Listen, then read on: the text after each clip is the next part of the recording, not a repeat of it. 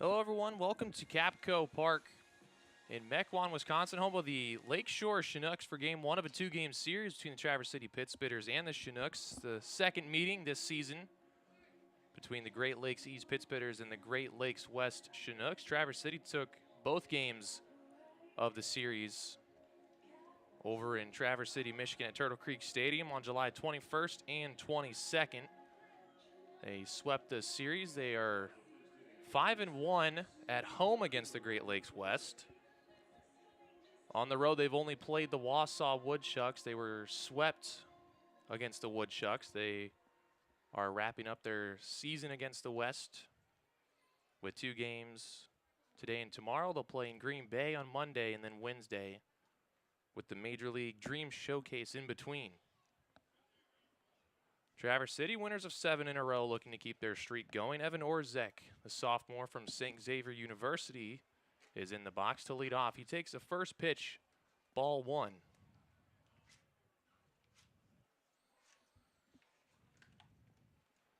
Orzek, the utility player, caught yesterday, but is in left field for Game 1 today.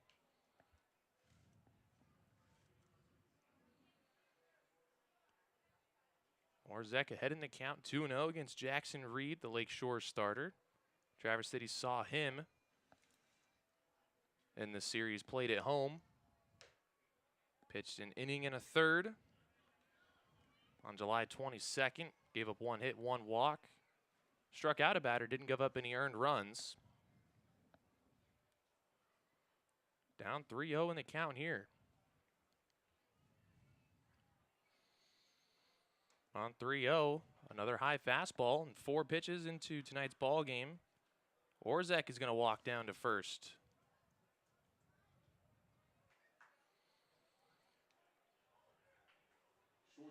Traverse City, an experienced team when it comes to taking walks. They walked 416 times last year, second all-time in Northwoods League history. And last night, they took 15 walks against the Kenosha Kingfish in the 11-0 win.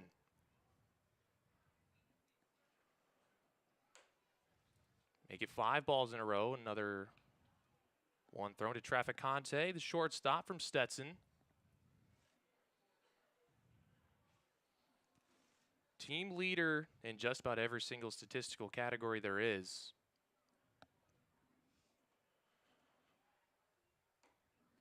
There's a breaking ball for the first strike of the inning thrown from Reed. It's 1-1.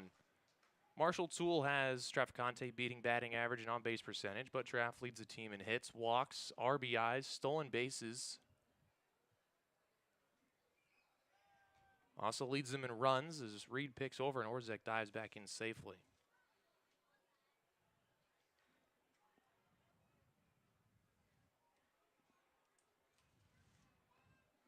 1-1 to Traficante. And a ball high, it's 2-1.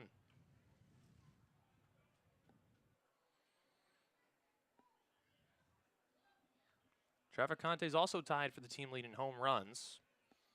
A 3-way tie atop with Colin Summerhill, who's a few batters away. And Trey Truitt, who is not in the lineup tonight, but will likely be starting tomorrow. Hitters count at 2-1.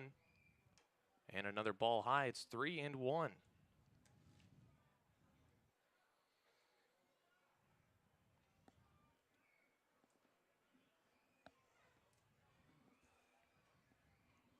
Reed struggling to find the zone early. If you look at his numbers, a bit abnormal. He's only walked 8 batters and 108 faced with 25 strikeouts. 3-1 finds the zone. The count goes full. It's the 13th game of the season for Reed. His longest outing was 4 innings on July 14th. We'll see how long the starter will go today. Orzek off on the full count pitch. Strike 3 called. Orzek down safe at second on the stolen base, but Reed picks up the strikeout for the first out of the inning.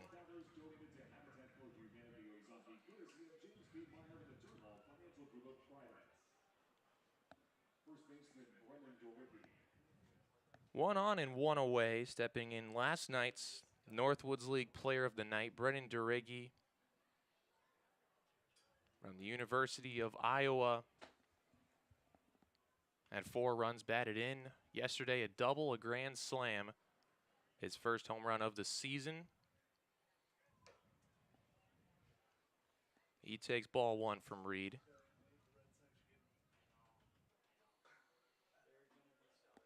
Durigi already 18 RBIs in 22 games with Traverse City.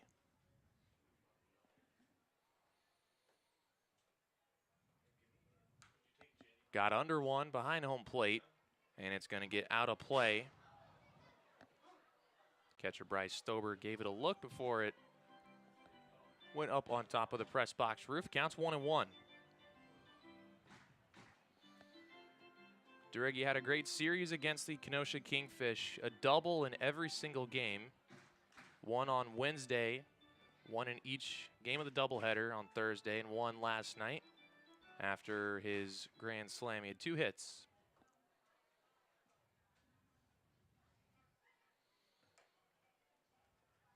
Another high fastball. A lot of the misses from Reed in this first inning so far have been high.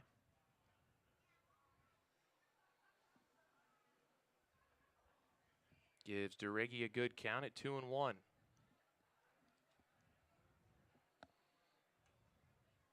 And that ball low, so it's 3-1 to a good hitter.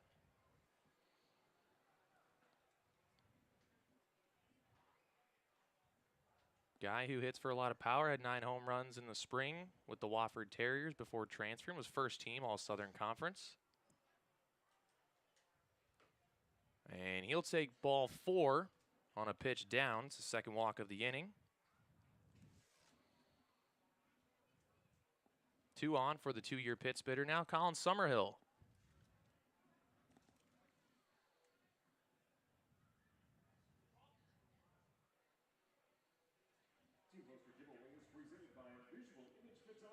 Summerhill's really boosted his average recently. Was hitting just over 280 at this time last week and has went on a good run of multi-hit games. Had a great series against Kenosha, 2 doubles in the win last night in his only 2 official at-bats. He also walked a pair of times.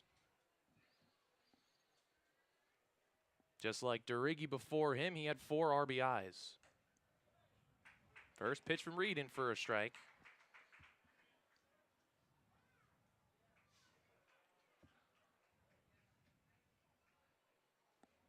Tied for the team lead in runs batted in with Traficante at 32.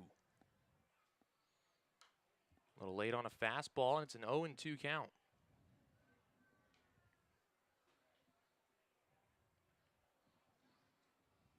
Summerhill will be at his 3rd school in 3 seasons. Played at Triton College last year. This last spring was at Troy University. This next upcoming year will be at Northern Illinois. 0-2, he takes a breaking ball up outside, 1-2.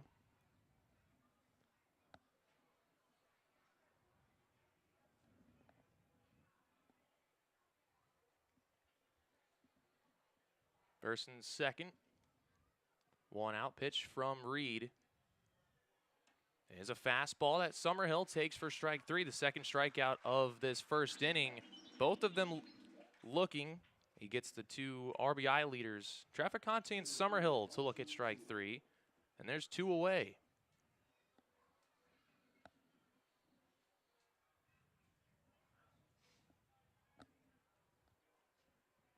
Up to Marshall Toole to try to get a 2-out base hit, the team leader in batting average at .311.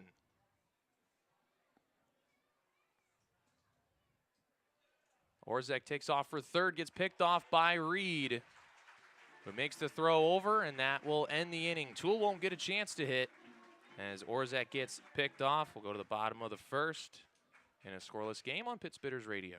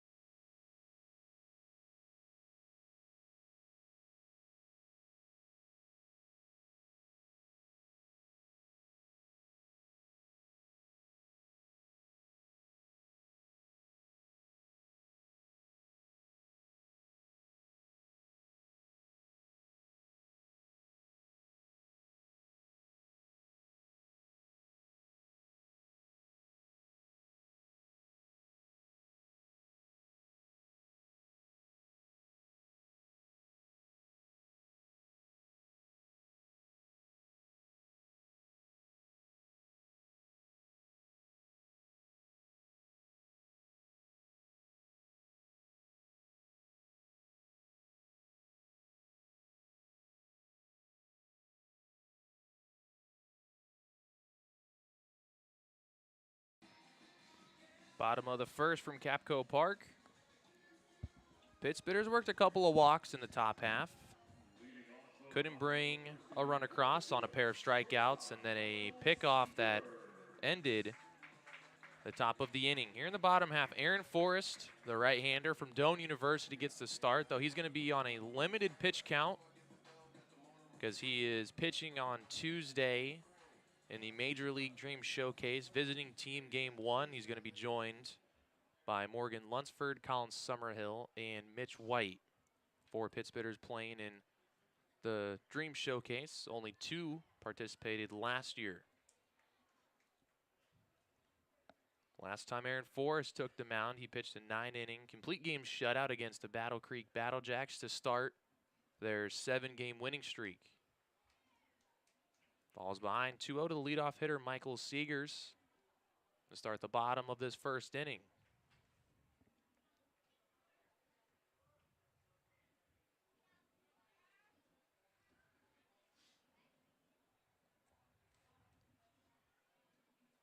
Forrest on 2-0, misses inside. It's 3-0.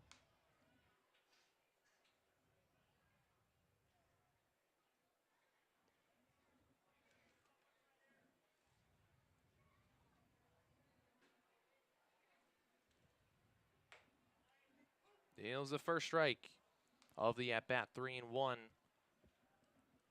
Seegers from the University of Iowa, where Traverse City's Brennan Duriggi transferred to, where he'll be playing his next season.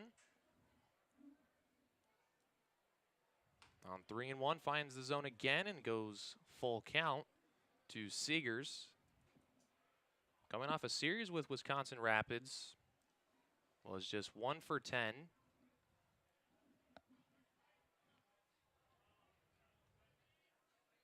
And the full count pitch. Forrest misses outside, and both pitchers will walk the leadoff batter to start the game.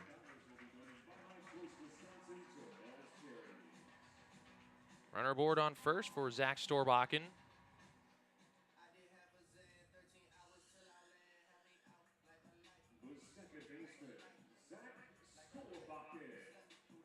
Storbakken will be making his debut for Lakeshore. He was a Madison Mallard last year. We're in Traverse City, part of their Great Lakes West matchups, played Madison, so they have seen Storbakken before.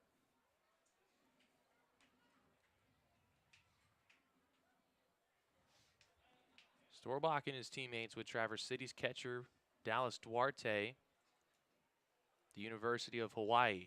Runner takes off for second, and a perfect hit and run as Storbakken sends one into right field. Summerhill will hit the cutoff man from right.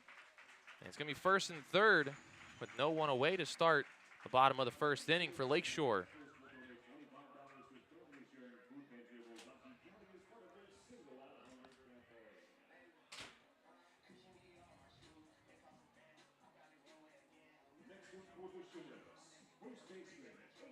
Storbakken will start his season with a base knock. Puts a runner in scoring position for Aiden Longwell, the first baseman.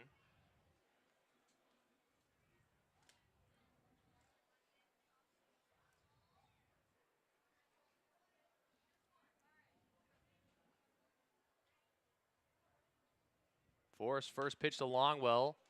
A fly ball to shallow left. May not be deep enough to score Seegers. He does a fake run as Orzek throws a strong throw to home right on target. So wise for Seegers not to run.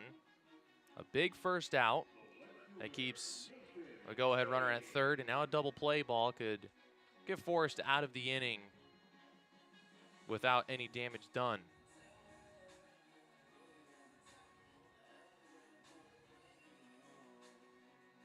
Nathan Aide, the left fielder from Eastern Illinois.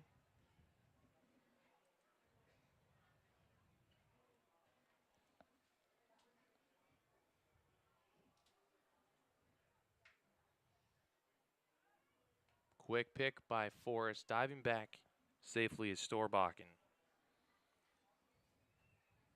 Aide hitting .323 in 9 games for the Chinooks. First pitch to him is a little outside. Made his season debut against Traverse City in that series in Michigan. Was 1 for 4 with a double and a walk in game 1. 0 for 1 game 2. Good breaking ball from Forrest that gets into the zone for a strike, 1-1. 1 for 4 in both games of the series against the Raptors. Had a home run a couple days ago. Has 2 on the season, 6 RBIs, fouls 1 away, it's 1-2.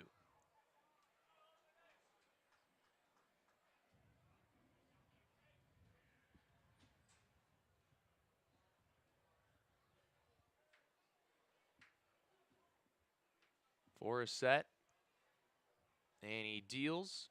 Gets a big swing and a miss on a breaking ball that moves out of the zone. Aide chases it. There's a second out of the inning, and Forrest an out away from getting out of the runners on the corner situation with nobody out.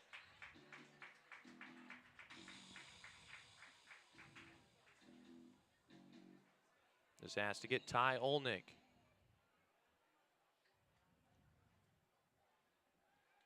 Pick over, back in safe, Storbakken.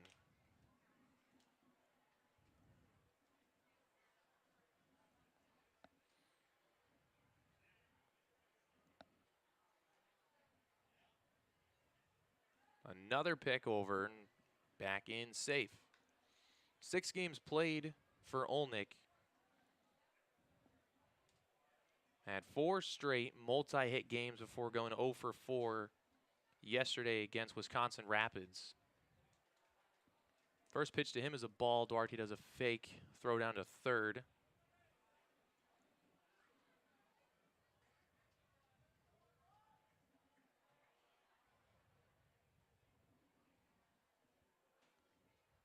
Left-hander from University of Wisconsin-Milwaukee trying to deliver the first run of the game. Swings and misses at the first strike.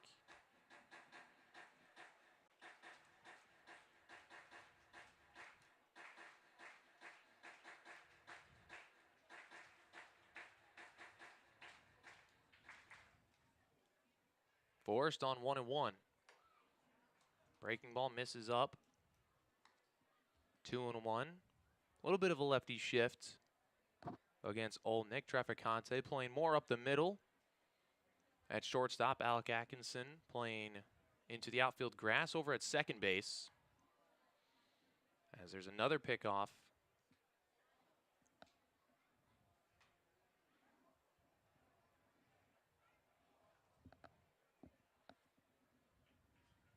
Hitters count 2-1. Forrest delivers and just misses the outside corner. Gonna put the count to 3-1. Andy Nelson's on deck. If Olnick reaches with 2 away to keep this inning going.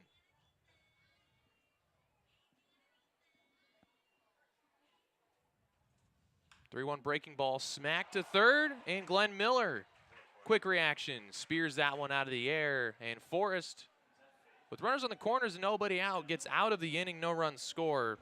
Both teams had 2 on base in the first. Neither scores at 0-0 going to the second on Pit Spitters Radio.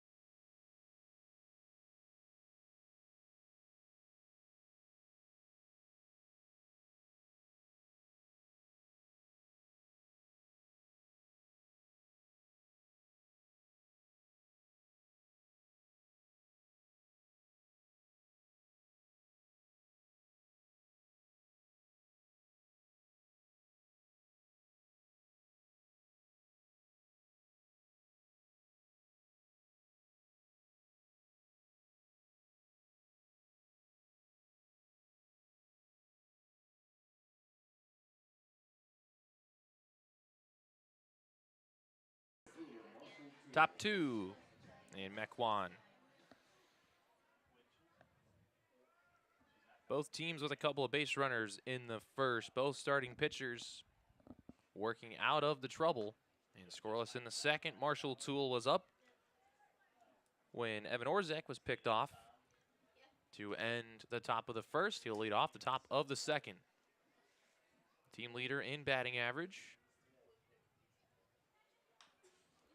Pops one up, foul on the left side. The left fielder Aide with a long run. It gets into the Pittsburgh bullpen. Out of play, foul.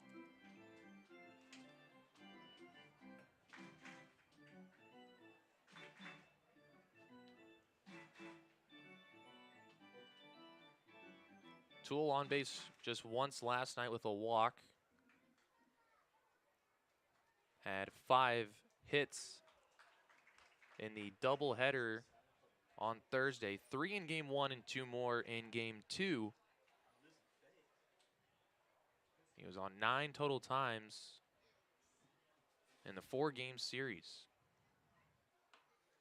1-2 pitch from Jackson Reed misses in. It's 2-2 to Toole.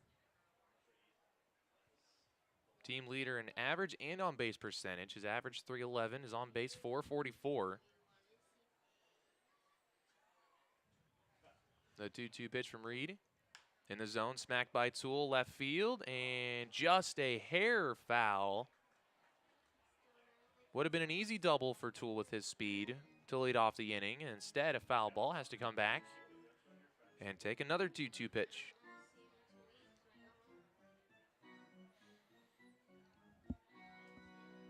A good inside-out hitter. Toole can hit to all fields, but a lot of his hits go on the left side. Line drives over the shortstop is his specialty. Grounds one to third. That one foul as well.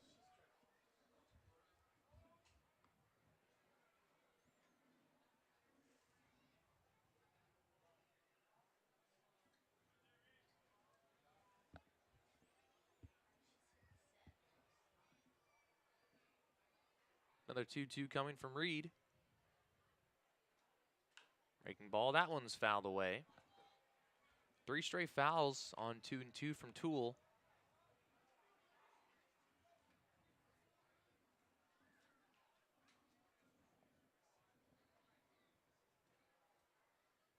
Would be a great player to get on to start the inning with his speed. And Reed with a good breaking ball gets a swing and miss. Already his 3rd strikeout. 5 batters into the game, 1 away.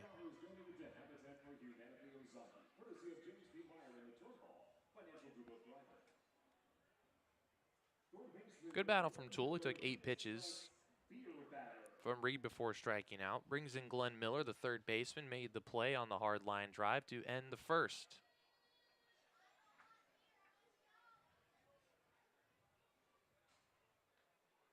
First pitch from Reed drops in for strike 1.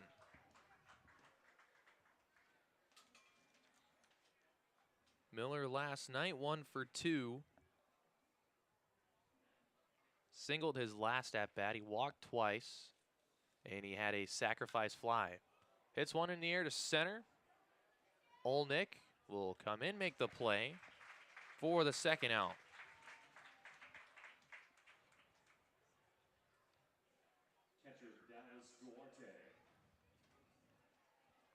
Reed retires the first 2. Brings in the catcher, Dallas Duarte. The sophomore from the University of Hawaii.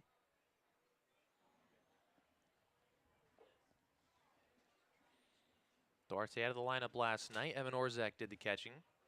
First pitch swinging. Fly to shallow right field. Long run for Nelson. He dives, can't make the play. It gets past him. Duarte's going to go to second. He's going to turn on the burners and try for third. The relay is not in time. Duarte dives in safe with the 2-out triple.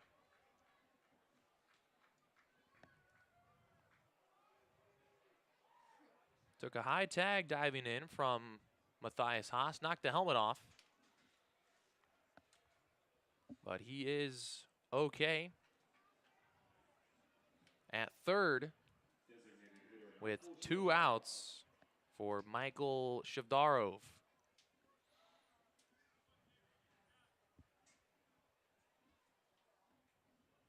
Andy Nelson out in right field going for the diving play. And it puts Duarte at third. If he doesn't dive, Duarte probably still gets to second to still be in scoring position. See what Shavdarov can do against Reed, his first at-bat. Takes a strike. Count is 1-1. Shavdarov pinch hit last night and walked in the 8th inning. His only at-bat of the game was 0 for 3 in Game 2 of the doubleheader on Thursday.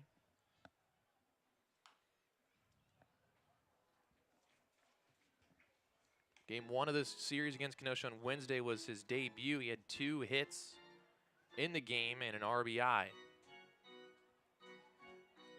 Down 1-2 to Reed. Already has 3 strikeouts. And looking for a 4th to end the top of the second. His 1-2 pitch. And he will get number 4 if Shavdarov goes down swinging. 2-out triple from Duarte will result in no runs. And we go to the bottom of the second here in Capco Park on Pit Spitters Radio.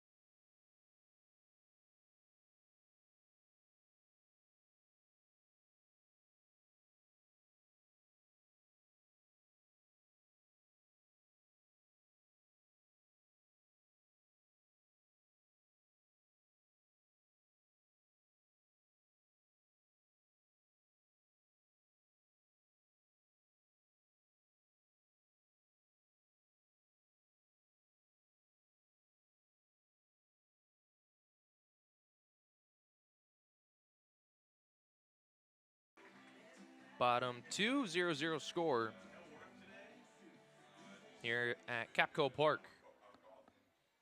Andy Nelson, the right fielder, will lead off here in the inning against Aaron Forrest. First pitch just inside on the breaking ball.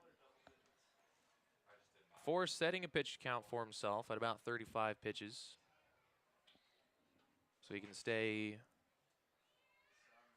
loose for his outing in the showcase on Tuesday. Gets a foul ball, 1-1.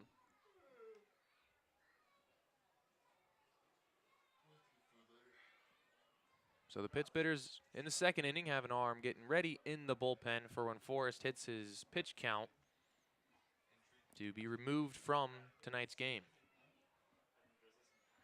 1-1 breaking ball, fouled left side, and it's going to bounce over by the wall. It's 1-2.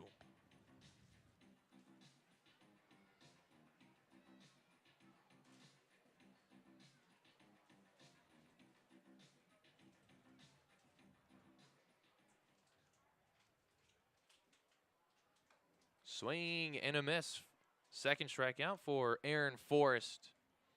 He gets Nelson on just 4 pitches for the first out.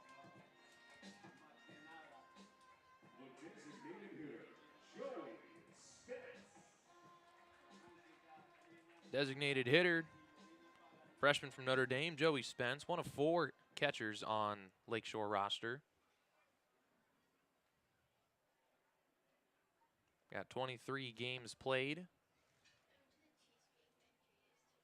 Last time he faced Traverse City, just 1 hit in 6 at-bats. The 1 hit was a double, scored a run on 2 walks in the series. Breaking ball misses away, 1-1. 178 average, but is on base at 326, thanks to 16 walks. Forrest 1-1. Finds a corner on the breaking ball. It's 1-2.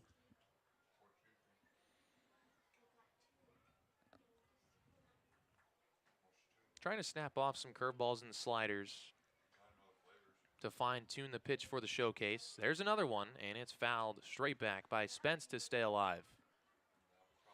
Count stays at 1-2. Forrest is looking for back-to-back 4-pitch strikeouts. Try to pick this one up on pitch number 5.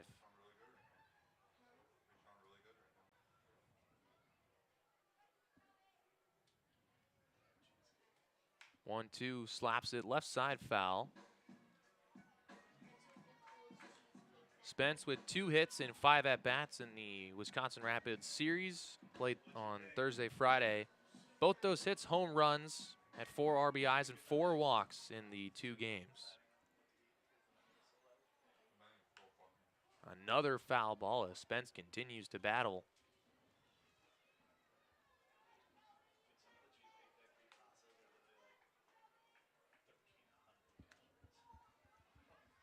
Three straight fouls to stay alive on 1-2. Going to be at least a 7-pitch at bat. And here is the 7th pitch. And Forrest misses high with the fastball, now 2-2.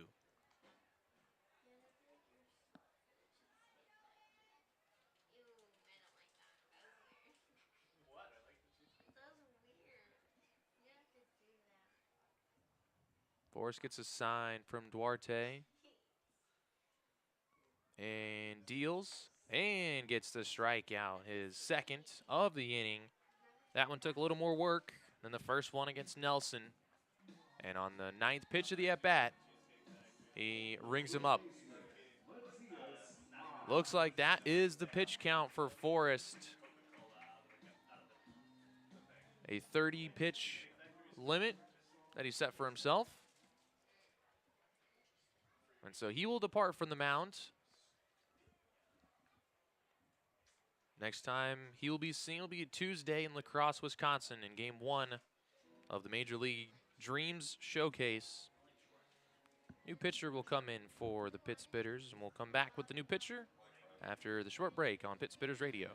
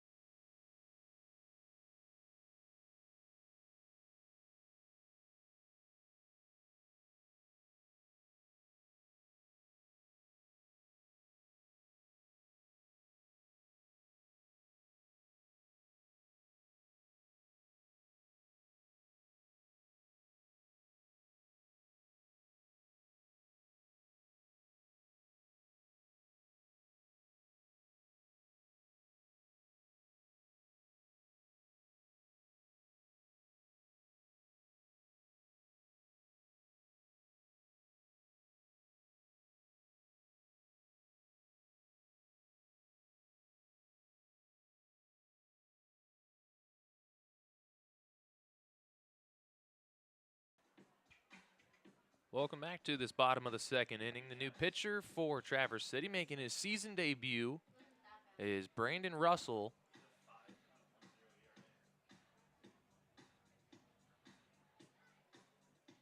Russell is one of a handful of players that joined the team for their series against Kenosha. Didn't pitch in the series. This will be his first action of the season.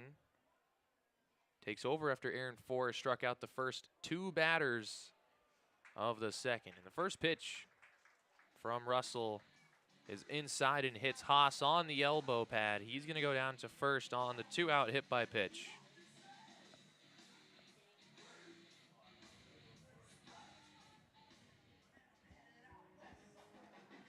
Now Russell will face the 9-hole hitter, Bryce Stober.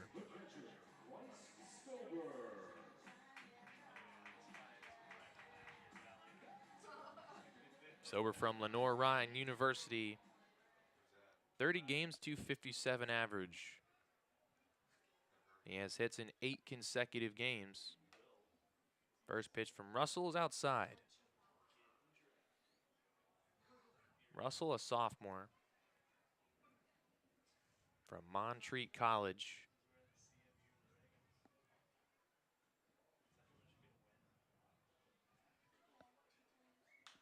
Hits one in the air to shallow center. Coming in as Marshall Toole. And the center fielder will put it away to end the inning. Russell hits Haas, gets a fly out. And go to the third scoreless here on Pit Spitters Radio.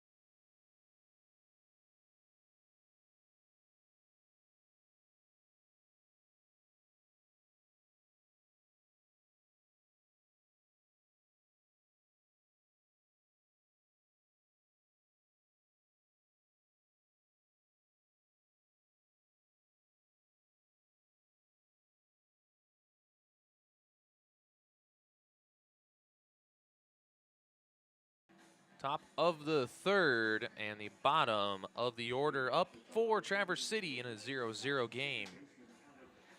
The 9-hole hitter, Alec Atkinson, a second baseman from Yale University, will lead off. First pitch from Jackson Reed misses away. Although Atkinson is the 9-hole hitter, he almost works as a second leadoff man with great on-base numbers this season. He was on 4 times yesterday with 3 walks and 1 single. Takes another ball high. It's 2-0.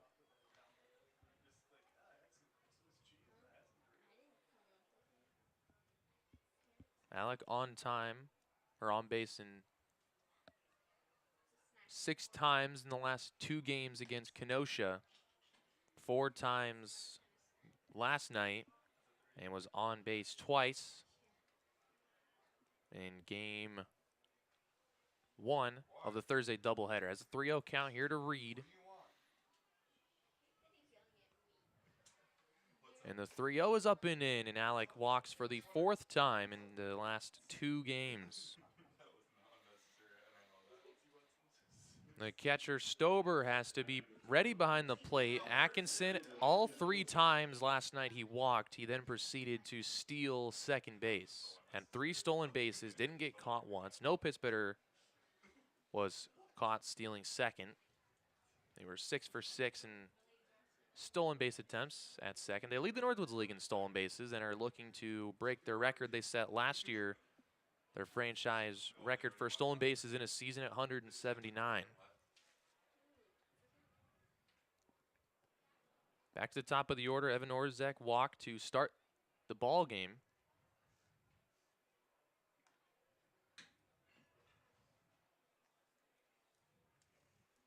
Traverse City has a team with 162 stolen bases. Next closest team is Rochester with 135. Alec takes off on the first pitch. Throw down by Stober is not in time. Atkinson in with a stolen base, his 4th in the last 2 days. Second stolen base of the game for Traverse City. Orzek stole second in the first. And now Orzek, the batter, has a runner in scoring position with nobody out. Pitch was taken for a ball. It's 1-0. Left-handed hitting Orzek. Takes one high, 2-0. That's 6 straight balls to start the 3rd. Walked on 4 pitches in the first inning to start the game. Stole second. Got picked off to end the inning with 2 on base.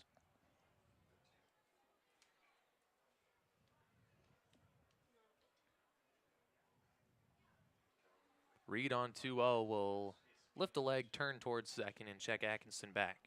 That's the same move he used to get Orzek. 3 walks and a triple in the first 2 innings. And here into the 3rd for Reed. And now 3-0 to another hitter. That's 7 straight balls to start the top of the 3rd.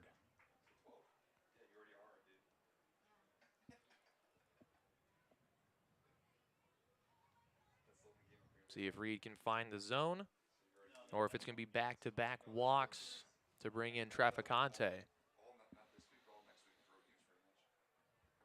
3-0 misses outside, and it's 4 pitch walks to the first 2 hitters. It's first and second for the shortstop, Camden Traficante.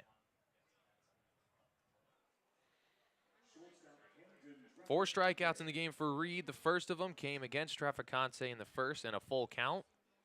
He watched strike 3 on an off-speed pitch as Orzek stole second. Summerhill would strike out looking in that same inning, and Reed had 2 swinging strikeouts in the second. See if he's patient and waits for a strike until he swings the bat as he takes another ball. It's 9 in a row.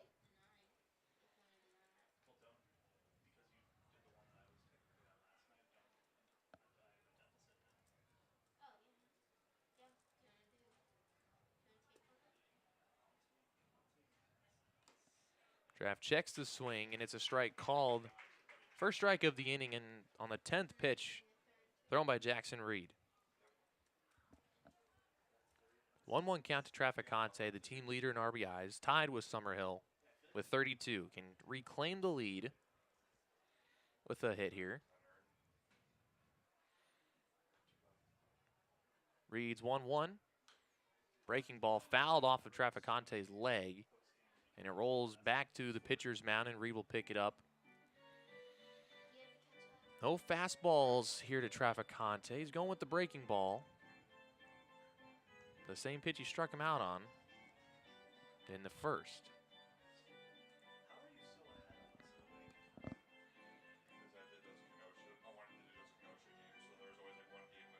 Has Traficante 1-2. Reed looking for a big first out. And he's going to pick it up. Traff swings through another off-speed pitch out in front again. First out recorded here.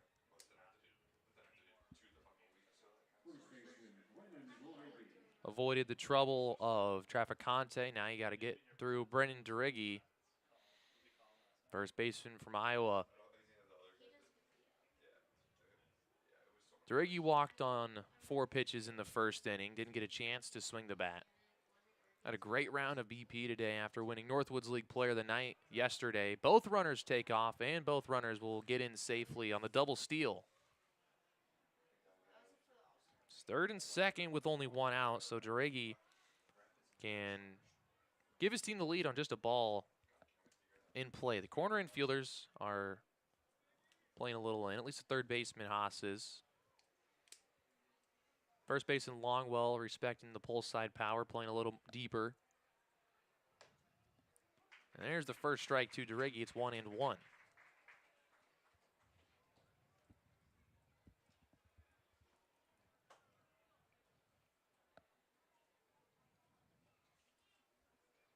Left side of the infield wide open as the shortstop Seegers is playing on the right side of the second base bag.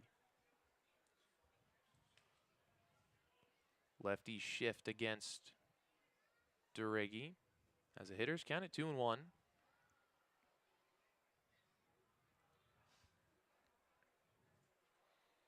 Pitch from Reed is a breaking ball high. It's 3-1. Ball would load the bases for Colin Summerhill.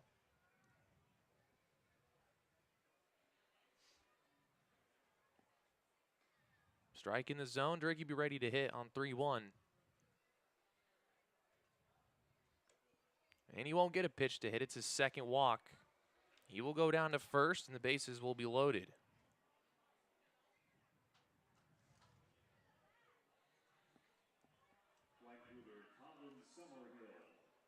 Summerhill with 1 grand slam on the season, came in Kalamazoo on July 6th.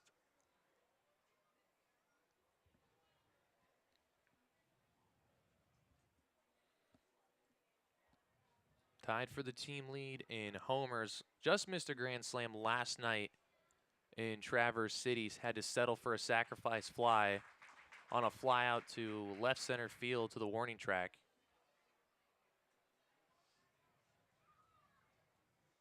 Good opportunity to take the solo lead, and runs batted in on the team. High fastball.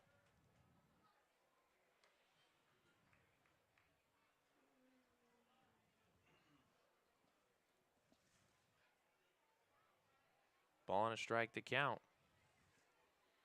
Reads 1-1. It's another breaking ball taken just high. 2-1.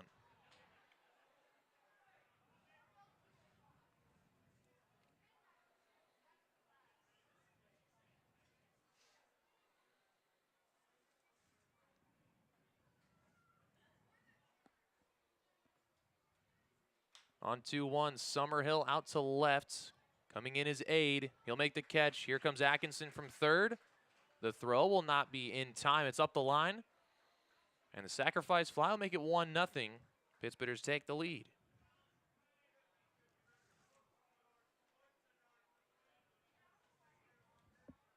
Next up for the Pittsburghers, center fielder Marshall Toole.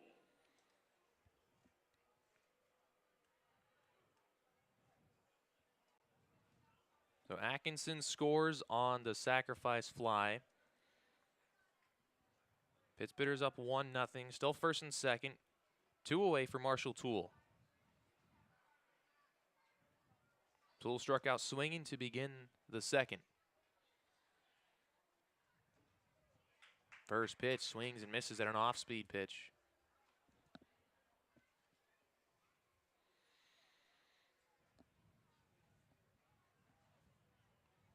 Toole is a freshman at Wofford.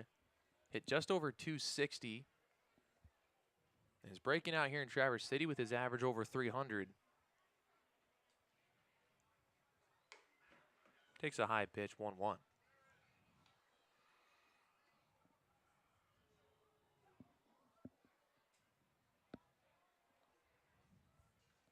Orzek, a good runner over at second base. So could score on a base hit. And Toole will slap it foul off the left side. Now has to protect the plate down to 2 strikes again. Fouled off 3 2-strike pitches his first at-bat before Reed finally won the battle.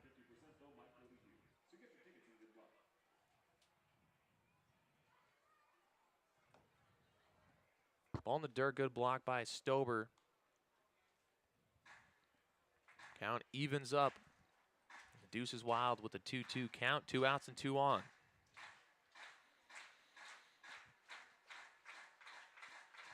Reed trying to get out of the half inning. His 2-2 pitch is inside, and Toole can't check the swing. He goes down.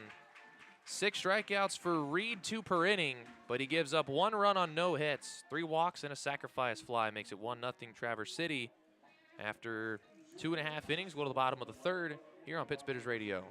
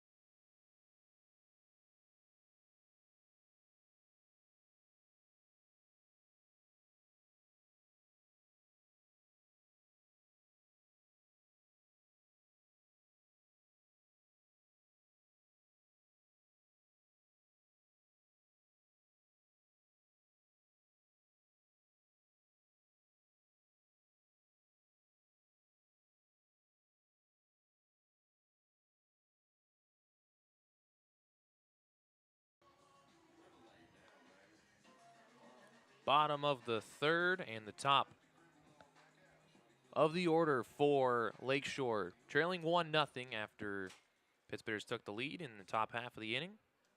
3 walks loaded the bases. Colin Summerhill's sacrifice fly put Traverse City on top. Seegers walked to start the bottom of the 1st inning. Got to 3rd base after the single by Storbach, and with nobody out but Aaron Forrest, worked out of the jam to strand the runners.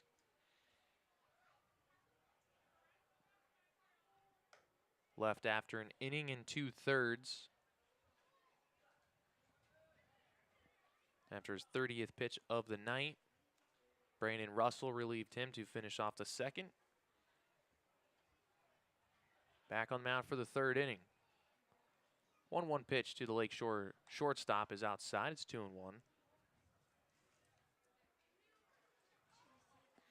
Russell from Montreat College and NAIA school in North Carolina. Had a 4.68 earned run average in 32 2/3 innings pitched. Started his season off with a 7-inning scoreless performance against Mid-Atlantic Christie.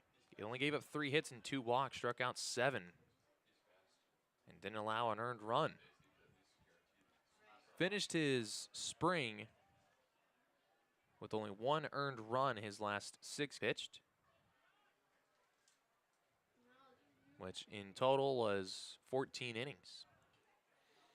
3-1 to Seegers. In the zone, Seegers fouls it out of play off the right side, and the count runs full.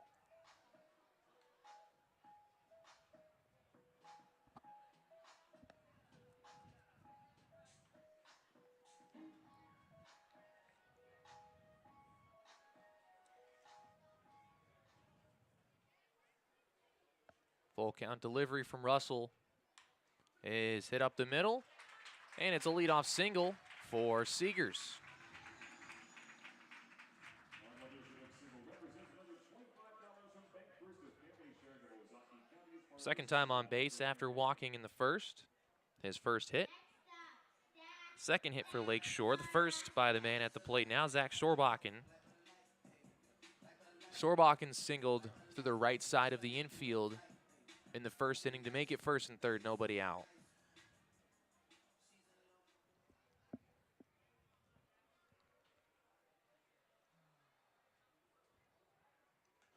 Pick over and Seegers dives back in safely.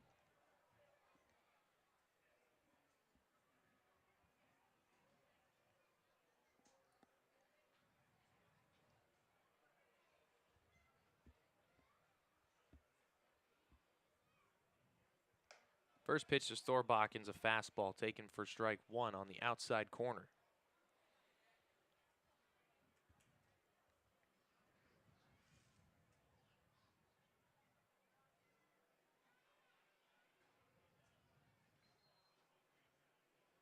Oh, 1 runner takes off. Storbakken swinging away for another hit and run. He fouls it off.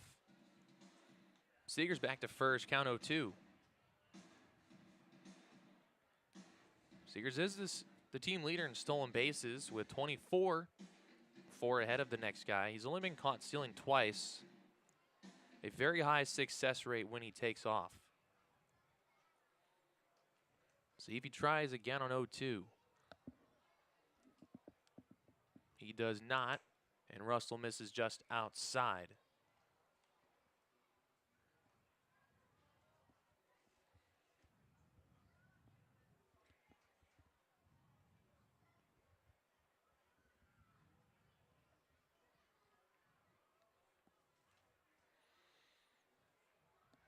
Another pick over, Seegers back in safe.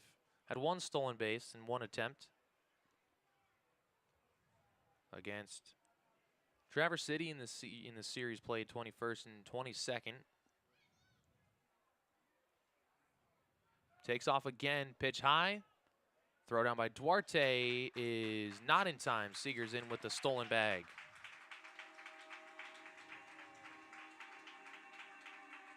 His 25th stolen base of the season. In scoring position for Storbakken on 2-2 pitch.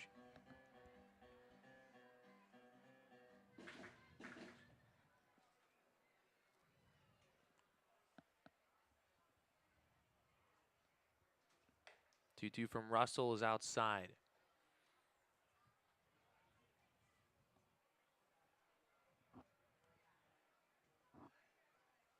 Count going from 0-2 to 3-2 on 3 straight balls.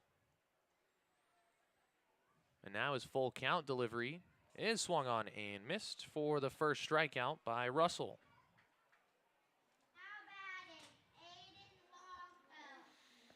Fourth strikeout for Traverse City pitching. Forrest had 3 in 2 innings.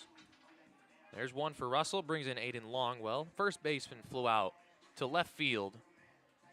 Shallow to Evan Orzak, couldn't score. Seegers from third.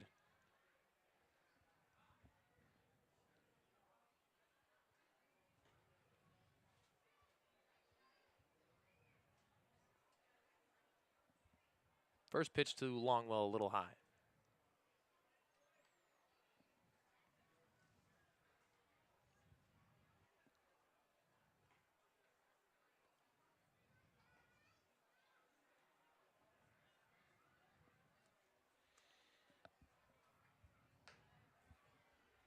Same pitch, same spot, 2-0 to Longwell, sophomore from Kent State University. 1 hit in each of the 2 games. In last series played against Wisconsin Rapids. Was hitless when he faced the Pit Spitters just over a week ago. Now 3 straight fastballs all up above the zone.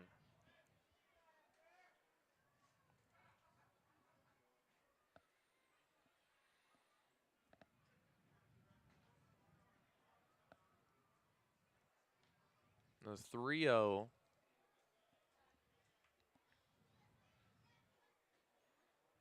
is in for the first strike. 3-1 now. On deck, Nathan Aide. He struck out swinging in the first against Forrest. Russell gives Seegers a look, deals, and it's a 5-pitch walk. Second base runner of the inning to put runners on first and second with 1 out. And here is Nathan Aide.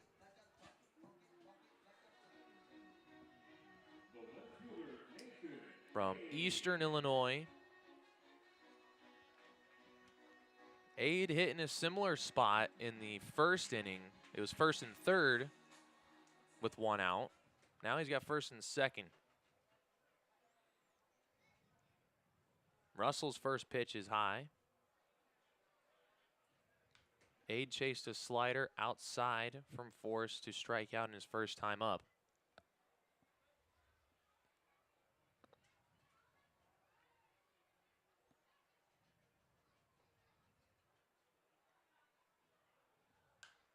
Got a pitch to hit, fouls it out of play.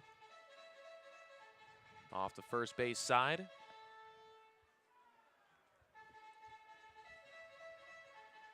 It's 1-1.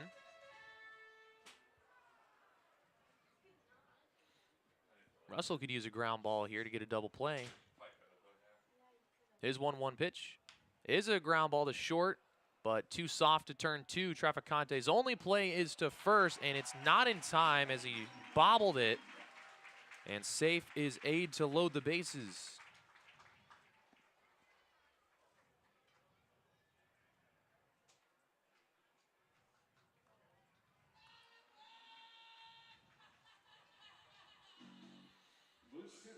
An infield hit for Aide. Bases loaded, 1 out for Ty Olnick. Lined out sharply to the third baseman, Glenn Miller, his first time up to end the first inning. First pitch wildly outside. Duarte had to jump out of the crouch to save a wild pitch.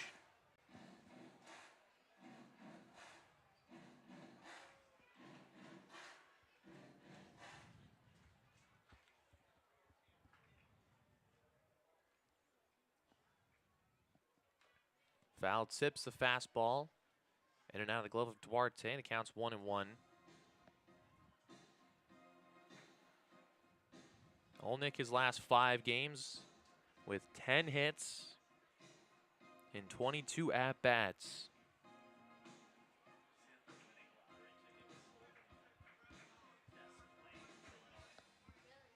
The 1-1. It's hit well to left field, going back Evan Orzek. Long run over his head, and it one-hops over the left field wall for a ground rule double. That's going to score 2. Lakeshore is going to take the lead as Seegers and Longwell come in. Aide's going to go to third. And Olnick with a 2 RBI double in at second.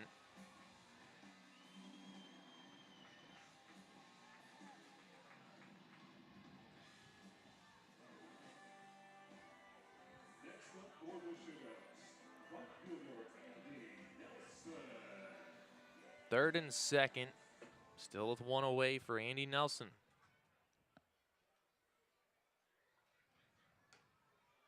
First pitch low and away.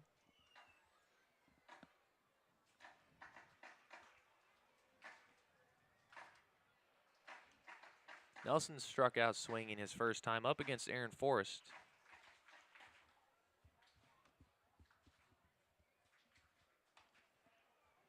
There's a fastball in the zone.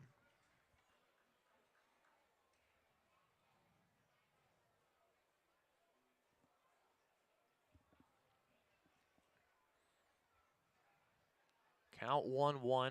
Middle infielder's playing back, so all Nelson would need is a ground ball. He shoots one to shallow right. Summerhill makes the play, and no tag from the runner at third. Fly ball not deep enough. Big second out for Russell. Keeps the runners where they're at, and he's not away from getting out of the jam.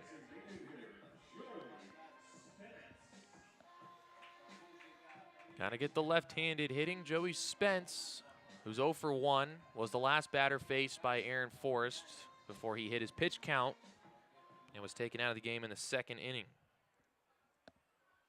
Battled for a long 9-pitch strikeout. First pitch, that ball crushed to deep center field, going back Marshall Toole on it. And he gets there in time to track it down and make the play to end the inning. 2 runs come across on 1 walk and 3 base hits.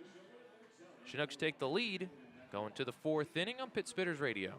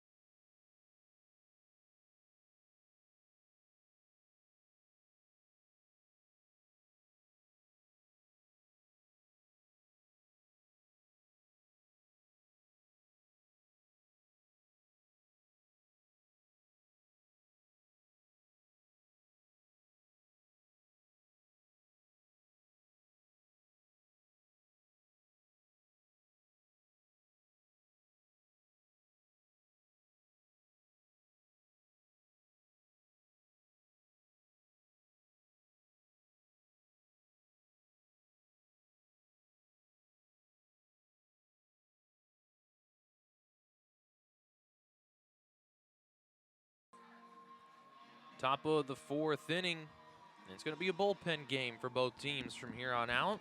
Jackson Reed ends his night after 3 innings pitched. Mixed results, only allowed 1 hit, and he had 6 strikeouts, but 5 walks. The reason that 1 run is on the board for Traverse City, walked the bases loaded last inning, and then a sacrifice fly at the time gave Pit Spitters a 1-0 lead. The Chinooks responded with 2 runs in the bottom half of the 3rd. New pitcher, left-hander Tommy Lamb, inherits the lead, and we'll look. Fouls one off the right side. The count's 1-2. Lamb, a left-handed pitcher at 5'11" from Creighton. Teammates with Traverse City's Easton Johnson. The 1-2 to Miller is taken just outside, tried to backdoor breaking ball, and the count evens up at 2-2.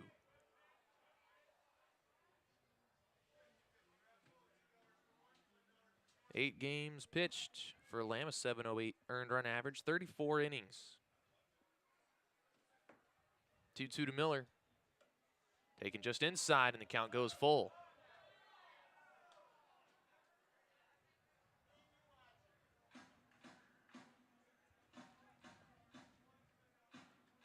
Just his 2nd game against a Great Lakes East opponent, faced Kenosha on June 25th. On the full count, Miller foul on the right side. And out of the reach of the right fielder, Nelson, it falls in foul. Still a full count.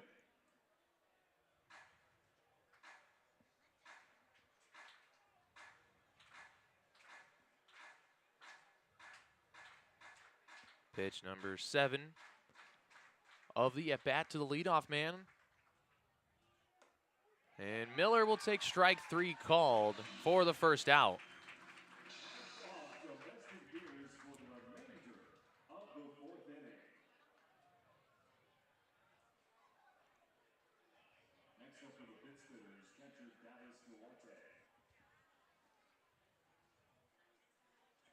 The catcher, Dallas Duarte, up. He's got the 1 hit for the Pit Spitters, a triple with 2 outs in the 2nd. First pitch takes a strike on the outside corner.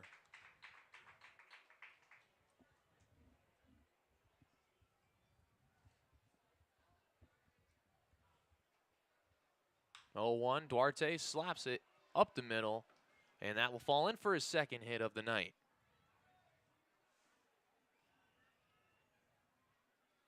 Two for two start for Duarte. He's got both of the pit spitter hits.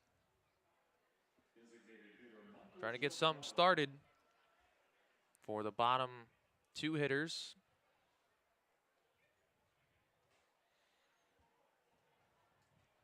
Michael Shevdarov from Davenport University struck out swinging in the second. First pitch from Lamb takes a called strike.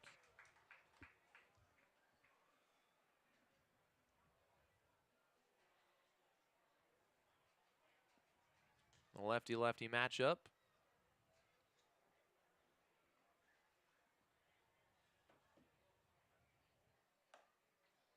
Breaking ball just outside, 1-1. Matchups lefty-lefty usually favor the pitcher.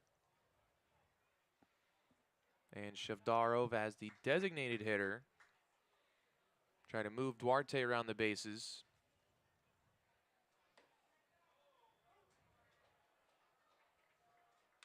Fastball on the corner. Lamb has worked inside and outside to get two called strikes. It's 1-2.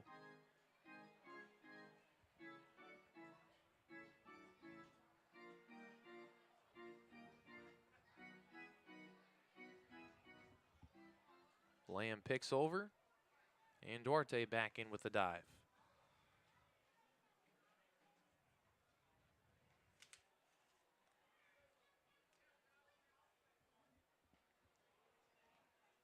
Another pick over. This time Duarte just gets in standing up.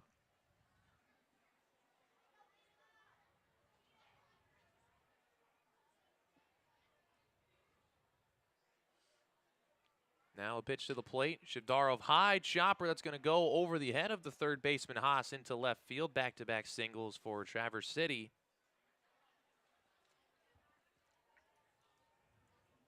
First and second, they get the tying run into scoring position for Alec Atkinson.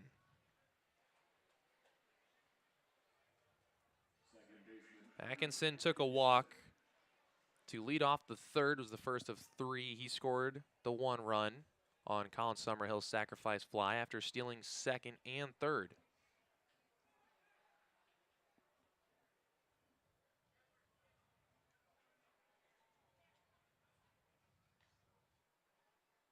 First pitch, fastball, he'll take a strike. Walked 3 times yesterday in the 11-0 win.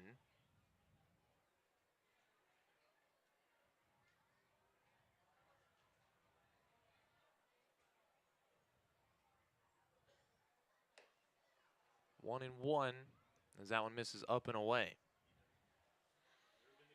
Not looking for a walk here, though. A base hit could tie the game with Duarte at second. A lot of Alex hits go on the right side to right center. Going the opposite way. Tries shooting one that way and fouls it back. Count 1-2 to Atkinson.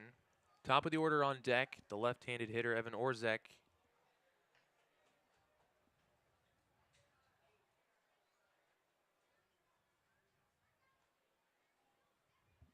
Lamb set for the 1-2.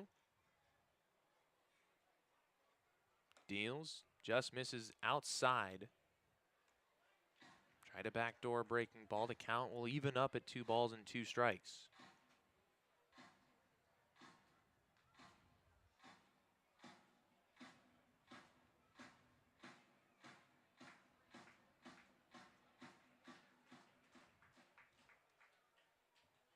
Lamb's 2-2. Atkinson checks the swing. They appeal down.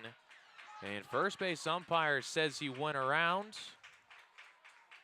which will result in the strikeout of Atkinson.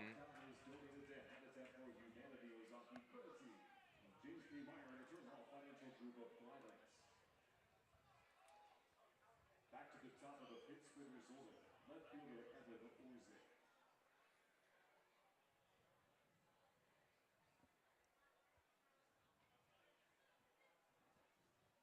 Two outs and 2 on for Evan Orzek, the leadoff hitter, has walked in both of his plate appearances. Gonna need a 2-out hit to tie the game. Burr's pitch to him from Lamb takes for strike 1.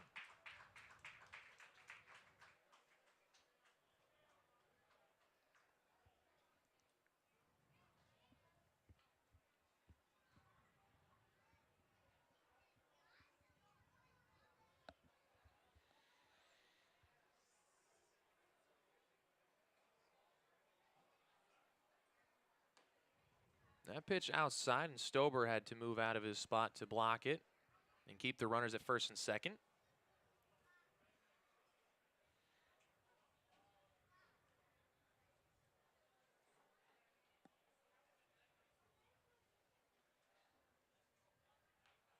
Ball and a strike to Orzek. Lamb deals. Orzek chops it right side and fouls. He goes down 1-2. He'll have to protect the plate against Lamb. Hardy has 2 strikeouts in this inning.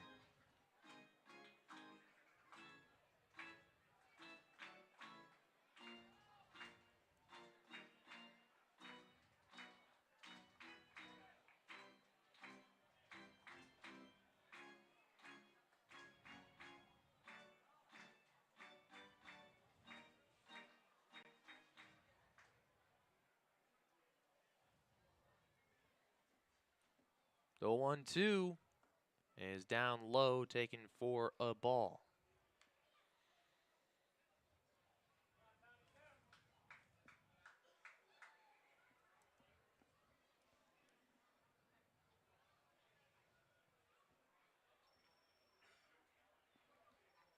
Two and two, 2 outs, 2 on base.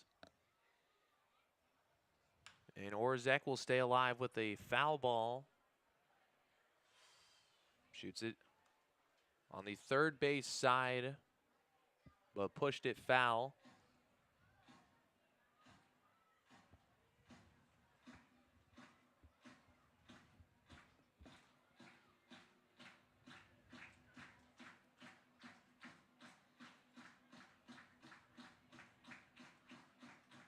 Orzek with 4 hits in the Kenosha series, looking for a big one here. Another 2-2. Chopped to first, fielded by the first baseman Longwell. He will step on it himself and get out of the jam. Pittsbitters strand 2 more. That's 6 left on base in the first 4 innings. And they trail 2-1 as we go to the bottom of the 4th on Pittsbitters Radio.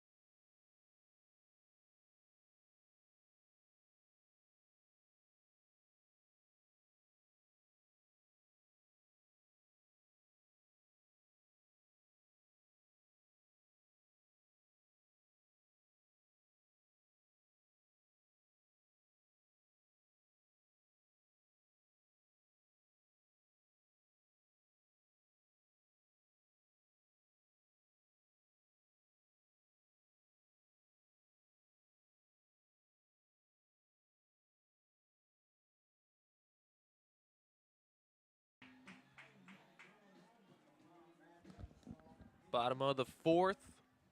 Chinooks leading 2-1. Brandon Russell in for his third inning out of the bullpen to face the bottom two hitters in the lineup.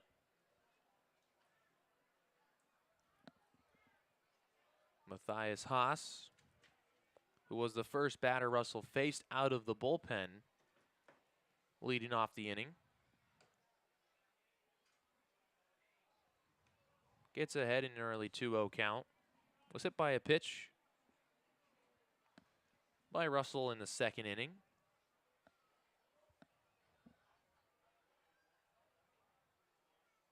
Swinging on 2-0, flies it to shallow right center. Summerhill and Toole coming in, and the right fielder Colin Summerhill will take charge and make the catch for the first out.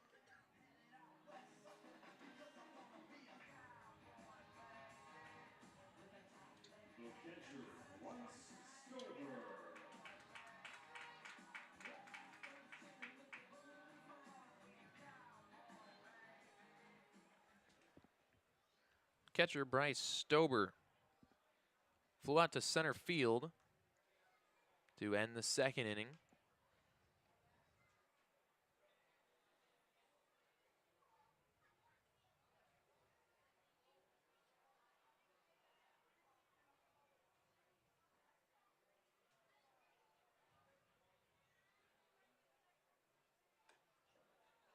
Takes a pitch up and in to make it 2-0.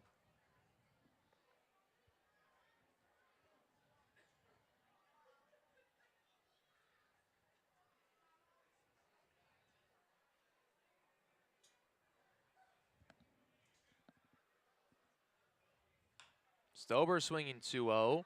Snagged by Atkinson in the hole. Turnaround throw in time to DeRiggi to rob Stober of a base hit. Russell gets the first two batters of the fourth. And now back to the top of the order.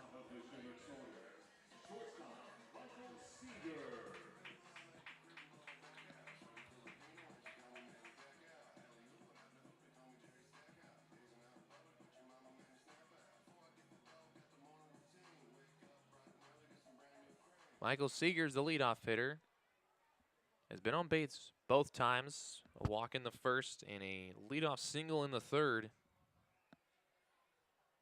Takes a first pitch breaking ball that just misses.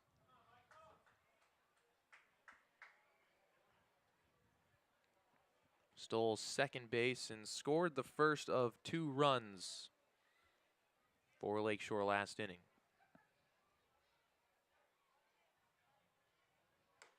Big swing at a high fastball on 1-0 to make it 1-1.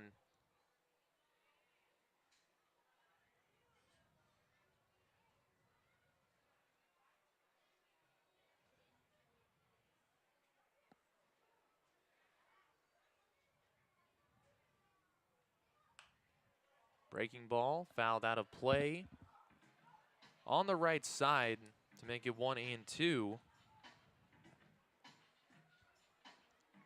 Pitts Bitter hasn't retired to the sign in order yet today. Neither pitcher has. Russell could be the first if he gets Seegers to end this bottom of the fourth. He deals 1-2. Breaking ball just misses high.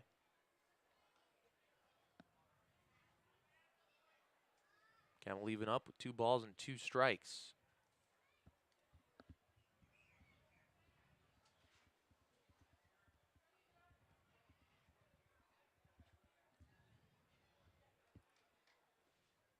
Two and two up and in. And the count moves to full.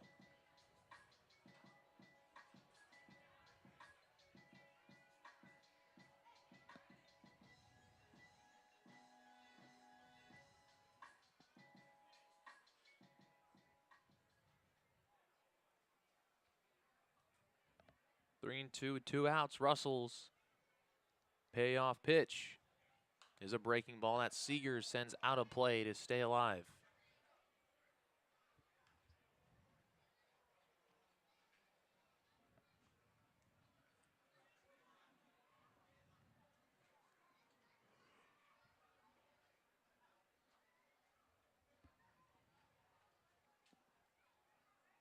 Another 3 and 2.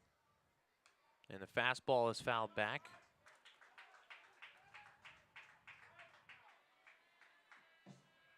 So Russell goes with the curveball, then the fastball, both fouled off by Seegers to stay alive.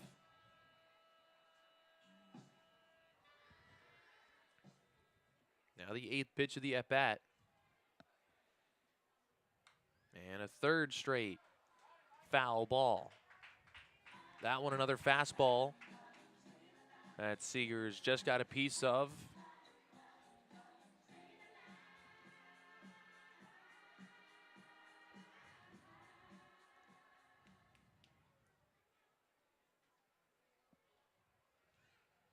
Four straight full count pitches and 4 straight foul balls.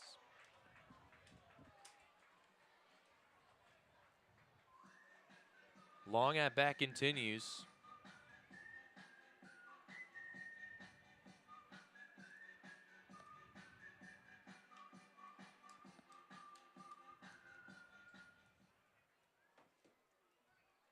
Here comes the 10th pitch of the at-bat. And Russell will miss with a high fastball, and Seegers works the 2-out walk, his 3rd time on base.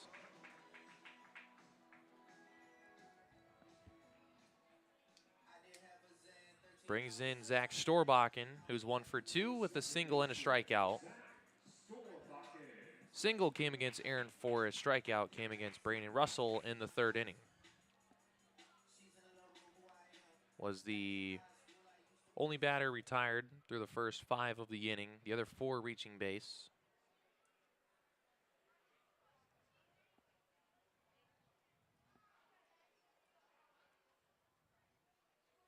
First pitch from Russell, runner goes down to second. The throw by Duarte is not in time. Another stolen base for Michael Seegers.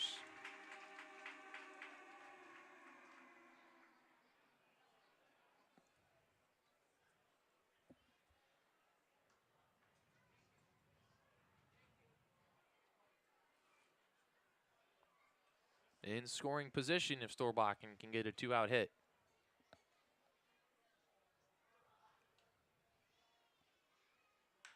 That ball hit deep to left field, and Storbakken is going to watch that one go to the left field patio for a 2-run homer. Russell left a fastball over the heart of the plate, and Storbakken didn't miss it. It's his first home run on the season. He just doubled the run total with 1 swing of the bat. It's 4-1 Lakeshore.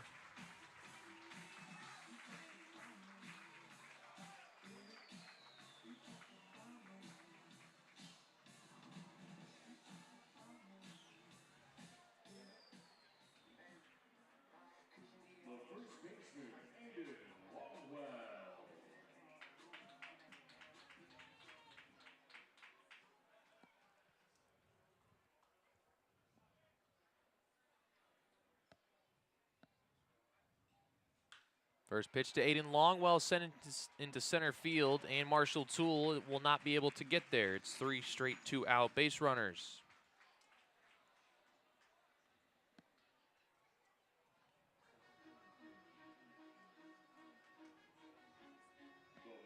First 2 batters of the inning were retired rather easily for Russell, and a 10-pitch at-bat to Seegers resulted in a walk. And then just 2 pitches into Storbakken gave up the 2-run homer. Now the Longwell single. He's on first for Nathan Aide, who's 1 for 2. Checks the swing, and it gets away from Duarte. As Longwell will advance to scoring position on the wild pitch.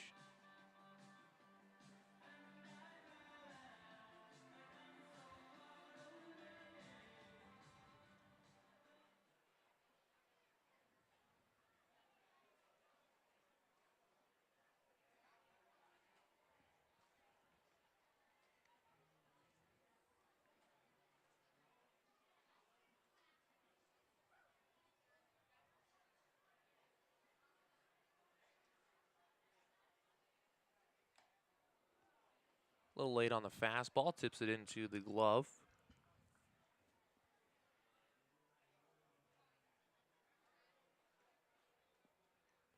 Another runner in scoring position for Lakeshore.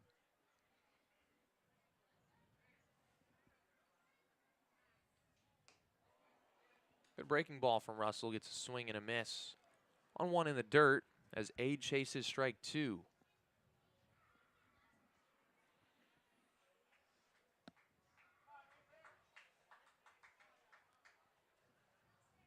Chinooks have stranded 3 of their 5 base runners so far in scoring position. Russell trying to make it 4. And he will do so as he gets the strikeout to end the inning. 2-out home run by Zach Storbakken makes it 4-1. And the Pittsburghers is playing from behind as we go to the 5th on Pittsburghers Radio.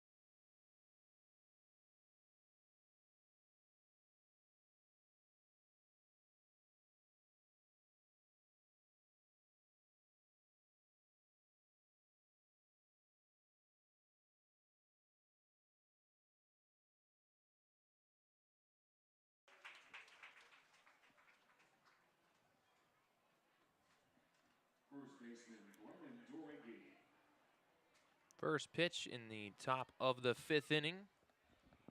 Flown out to center field. Olnick makes the play. There's one away.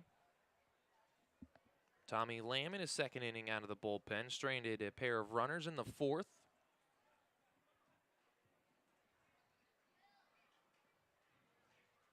First pitch strike to Brennan Durigge. Lamb had 2 strikeouts. Allowed 2 singles in the 4th inning.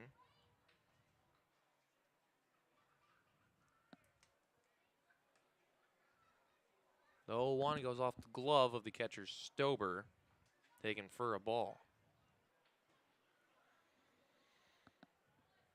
Durigge 2 walks in his first 2 plate appearances, both against the starter Jackson Reed.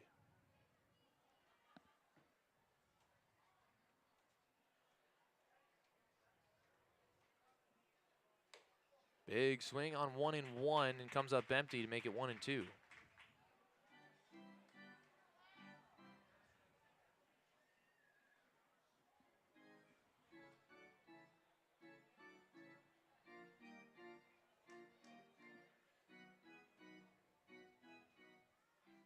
Lamb's 1-2 pitch. Breaking ball, and Durigge will beat the shift with a ground ball to where the shortstop would usually be standing, but Seager shifted up the middle, opens up the hole, and Durigge's on for the 3rd time tonight with his first base hit.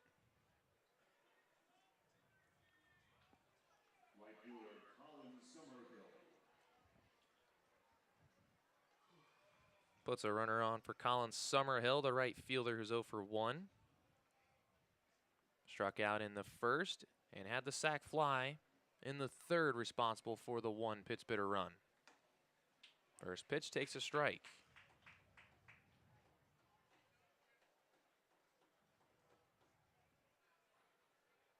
Summerhill, one of the best averages on the team against left-handed pitchers, hitting .379 against lefties.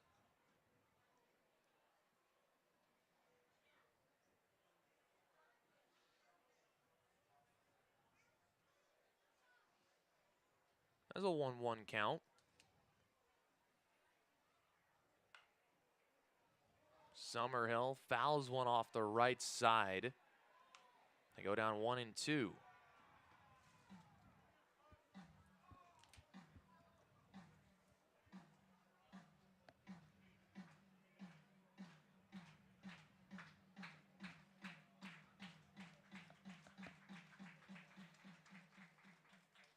Lambs 1-2.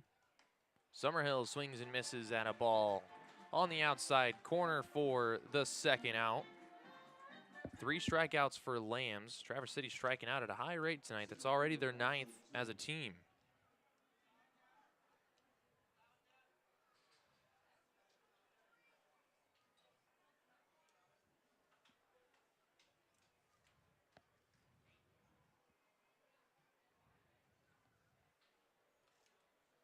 Batter now, Marshall Toole. First pitch ball to him. He struck out both times against Jackson Reed. Both swinging.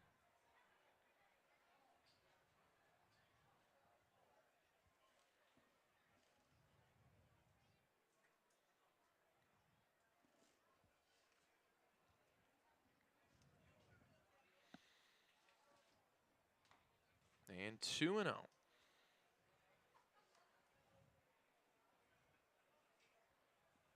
Toole actually has had a lot of success this year against lefties, despite being a left-handed hitter. His average is .333 against the left side.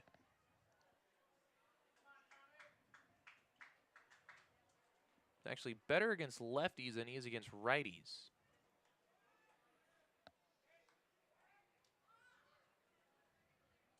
And he has a 2-0 count against Lamb.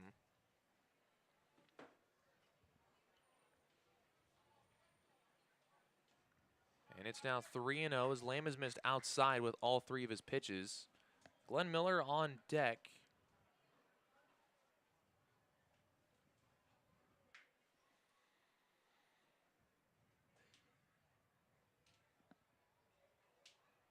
The 3-0 to Toole is in for a strike.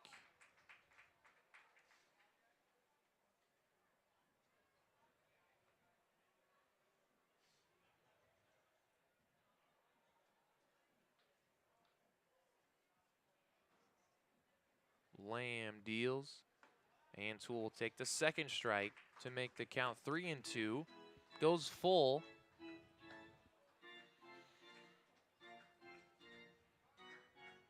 So with 2 outs, Brendan Duriggi will be off with the pitch from first to get a running start.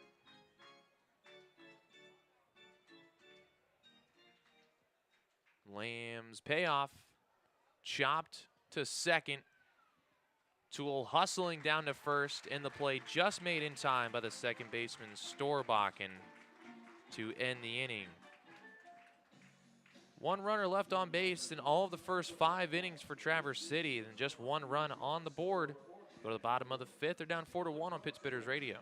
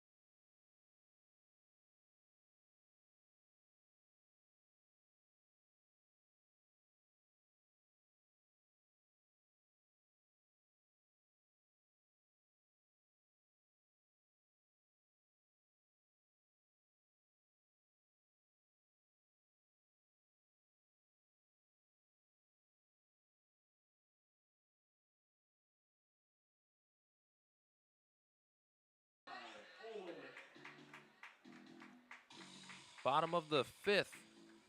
Chinooks up 4-1. New pitcher for Traverse City's a left-hander from Northwood University, Zach Abbey, making his first appearance of the season after Brandon Russell went 2 1/3 in his first outing.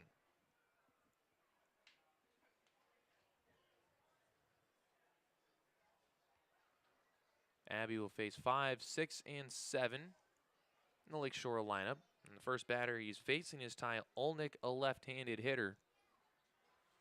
Doubled home a pair of runs in the 3rd to give Lakeshore the lead. 1-1 breaking ball is fouled off the right side.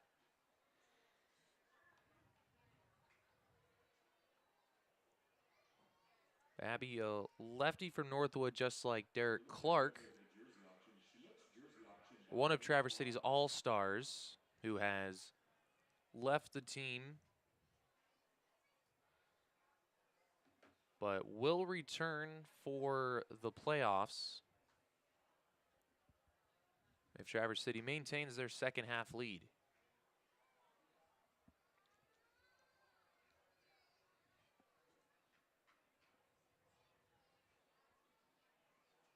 The count 2-2 to Olnick. And he'll foul one back to the screen.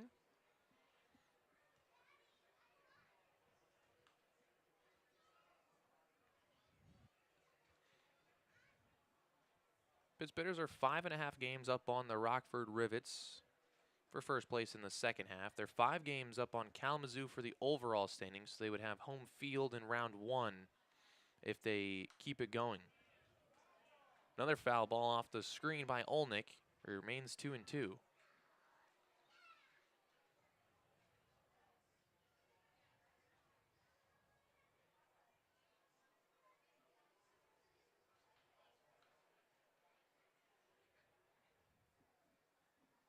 Another 2-2 from Abbey, and he gets the swing and a miss of Olnick for out number 1.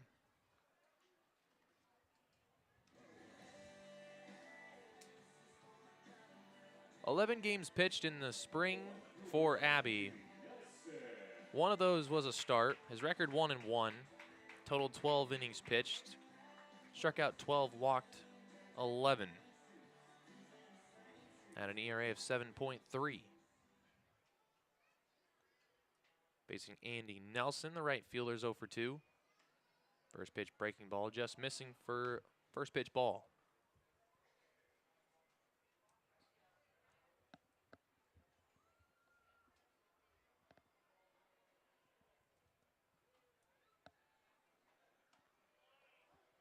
Takes a fastball for a strike, 1-1.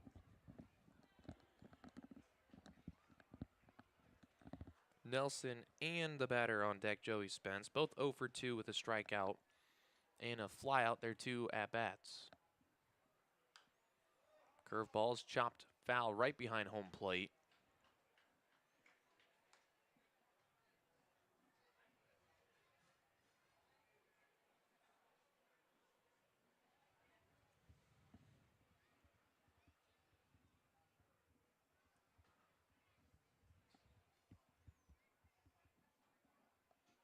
Abbey on 1-2. Deals and gets another strikeout on the curveball. That struck out the first 2 batters of the 5th inning. And we'll look for a 1-2-3 against Joey Spence.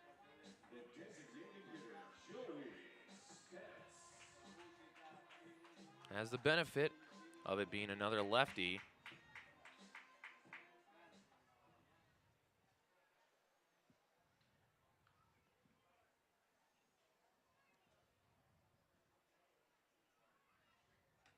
First pitch curve inside.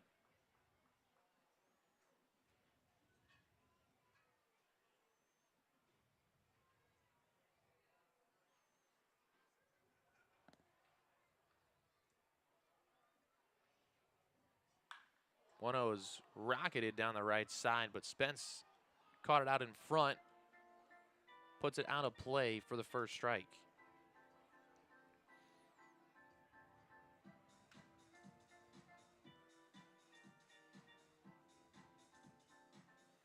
Derek Clark was 4th in the Northwoods League in earned run average and 1st in the league in whip. Just walks and hits divided by innings pitched when he left the team. So tall shoes to fill for Abby, his teammate at Northwood University, and he's off to a great start as he strikes out the side here in the bottom of the 5th. Gets Spence looking, all curveballs for the strikeouts. The first 1-2-3 inning by either pitcher in the game, and we go to the 6th inning, 4-1 Lakeshore on Pittsburgh's radio.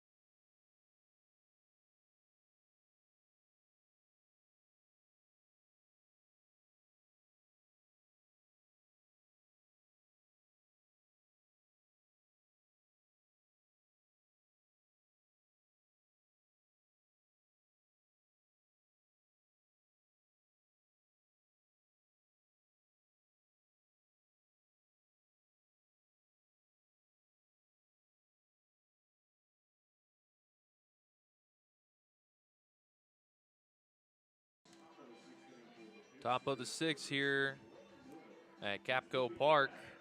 Chinooks leading the Pittsburghs 4-1.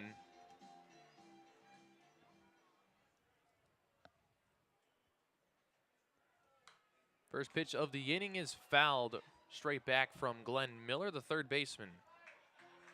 Miller 0 for 2, a flyout and a strikeout on the day. Was the first batter to face Tommy Lamb. Still in the game. He's allowed 3 hits, but no runs, 3 strikeouts in 2 innings out of the bullpen. Sends another one right back to the screen, down 0-2.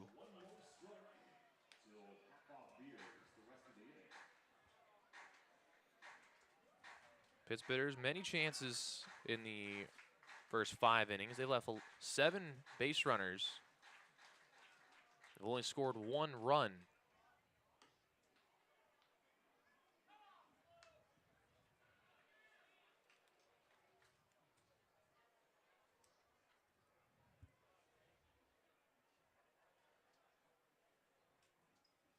Low 1-2 to Miller.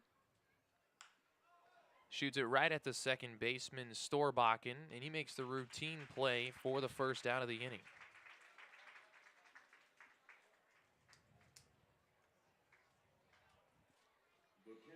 Bottom 3 of the lineup. Up now, Dallas Duarte, the catcher. He's 2 for 2 to start his game, a triple and a single. Had the first of 2 hits in the 4th inning off of Lamb, but both runners were left stranded. First pitch swinging, grounded to third, snagged by Matthias Haas. His throw across is in time. There's 2 quick outs.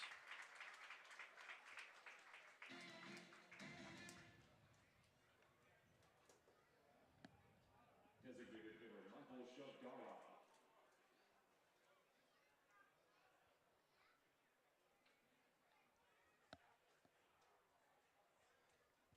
Michael Shavdarov, the designated hitter, with 2 outs, no one on. He's 1 for 2 today with a strikeout and a single. Takes the first pitch, fastball high.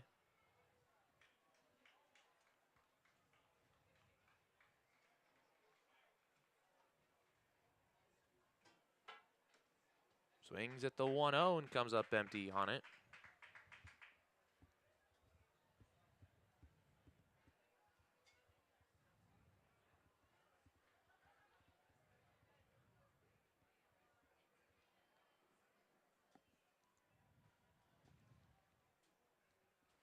1-1 from Lamb. Breaking ball chopped behind the mound. Tough play for Seegers. Comes in and makes the play. 3 different infielders make 3 plays to get out of the top of the 6th. 1, 2, 3. Go to the bottom half. Still 4-1 on Pittsburgh's radio.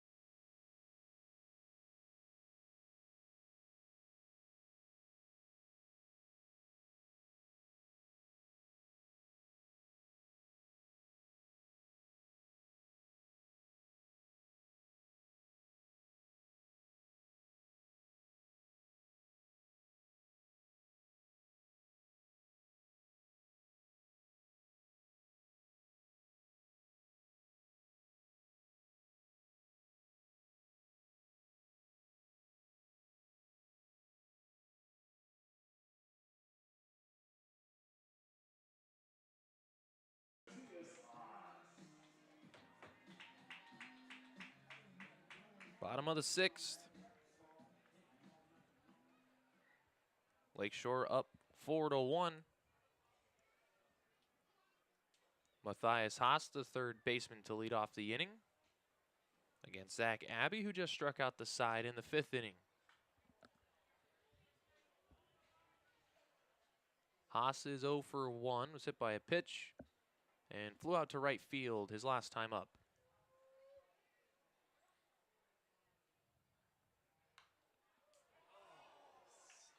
Fouls one back to the screen. It's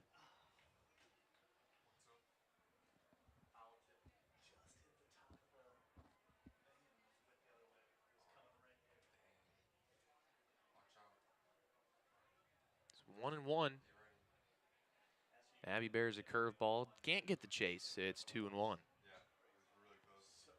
Haas, third baseman from Cal Poly, where Traverse City's Jake Buxton, a relief pitcher, plays. Rips one down the left side and foul, so the count moves to 2-2, evens up. Cal Poly actually had a player drafted, Drew Thorpe,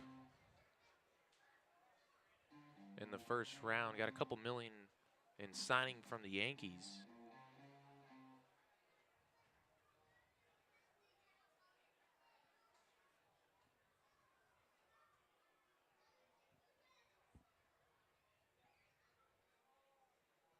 The 2-2 from Abbey. Curveball hit to left center field. Going back on it, Toole. That ball is over the left field wall. It's the second home run of the game for Lakeshore. Haas goes out to left center to increase the lead to 5-1.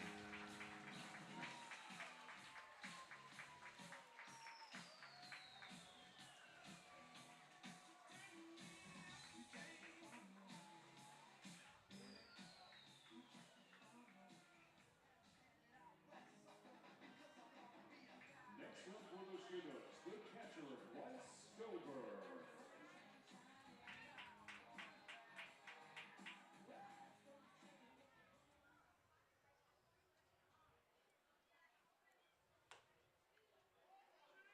First pitch ball to the catcher, Bryce Stober.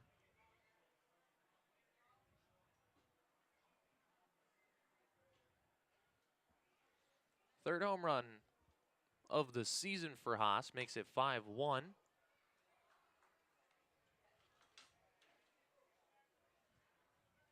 Abbey did give up 4 homers in his spring with Northwood.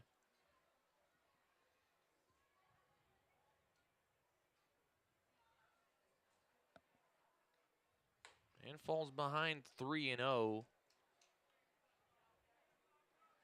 to Stober.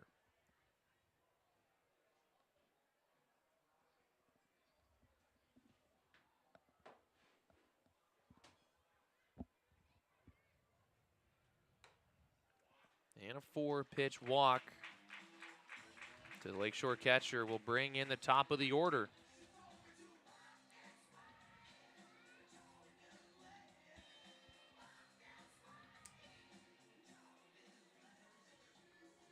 Brings in Michael Seegers, who has been on base all 3 times he has stepped up to the plate.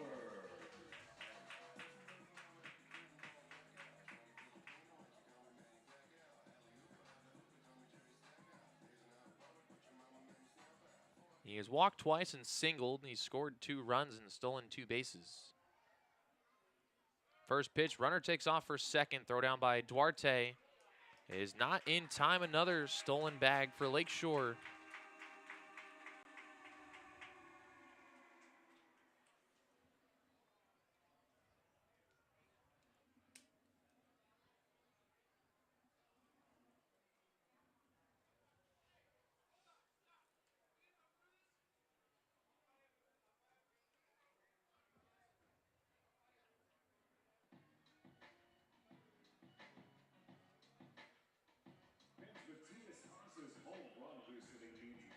Argument between the home plate umpire, Steve Bartelstein, and Lakeshore's third base coach. Not sure about what. Bartelstein gives him a warning as he walks back to his position.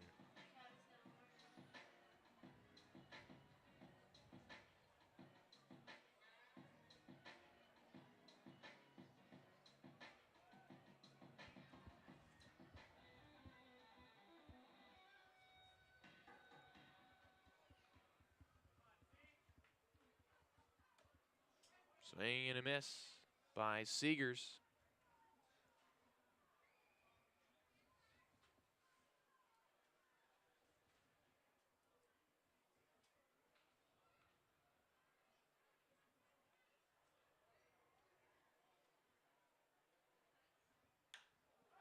Seegers in the air on the right side. Long run for DeRiggi at first, but he's going to run out of room and it goes into the seats. 2 strikes now to Lakeshore shortstop. Abbey trying to keep him off base for the first time today. Forrest couldn't do it, neither could Russell.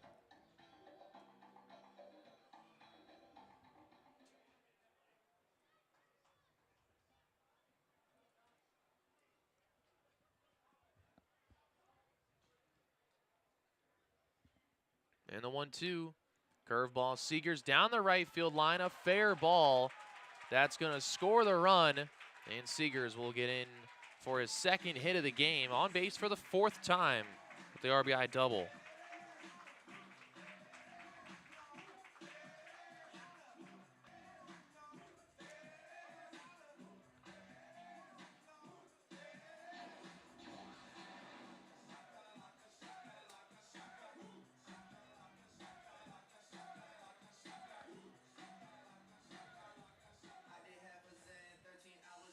With Stober after the double, still nobody out for Zach Storbakken.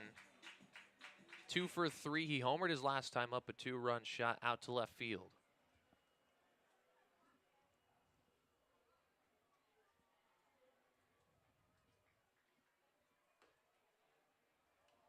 First pitch missing low.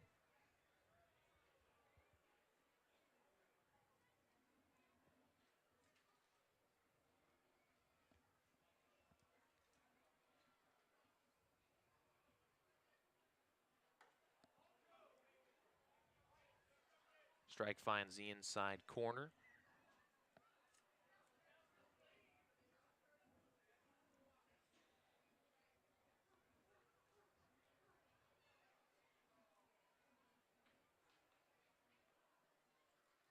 One to Storbakken.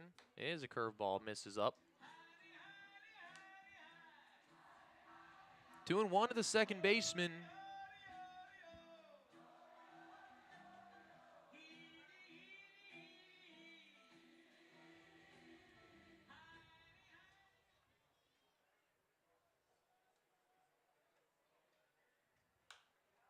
Storbakken, a little late on it, fouls it out of play.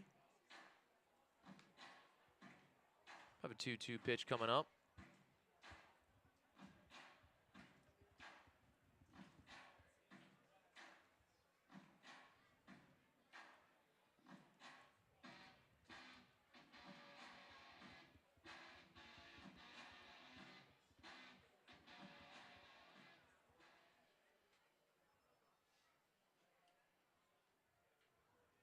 And the 2-2 from Abby is hit into right center. That's going to drop in for a hit.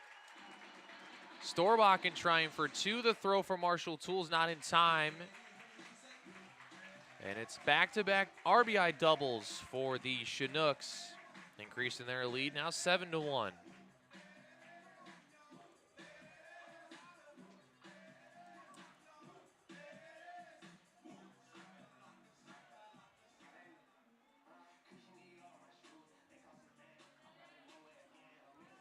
Three hits and three.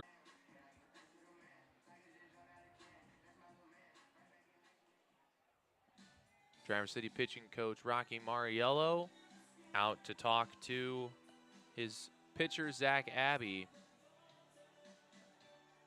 Had a 1-2-3 his last inning. Struck out the side in the fifth. Here in the sixth, has given up 3 extra base hits, a home run, a pair of doubles, and has walked a batter. Still nobody out. 3 runs are already in. It's 7-1.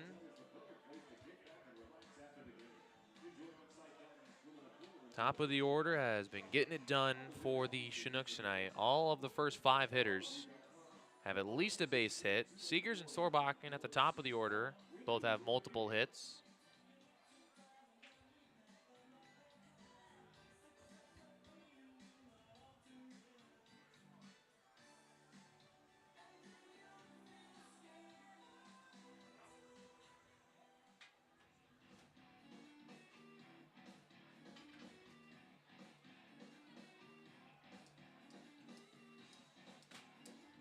Five of the 7 runs by Lakeshore have come from the top 3 batters.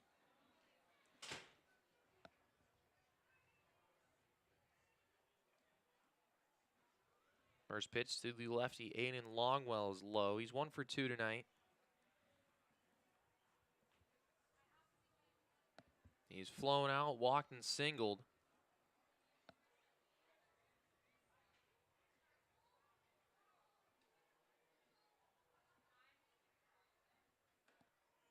Swings and misses for the first strike. Action in the bullpen for Traverse City, a right-hander getting loose. Nobody in Lakeshore's bullpen as Lamb has gone through 3 scoreless. So it looks like they'll ride him for another. 1-1 to Longwell, chases strike 2 in the dirt.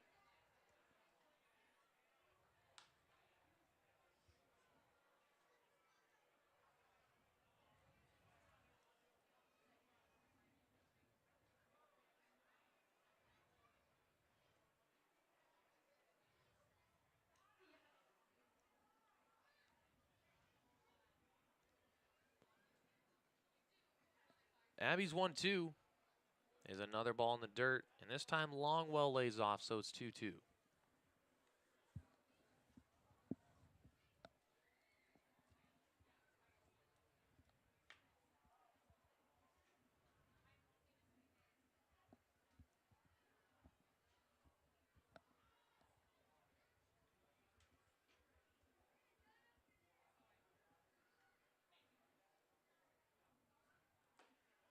2-2 pitch just missing. Count's going to go full.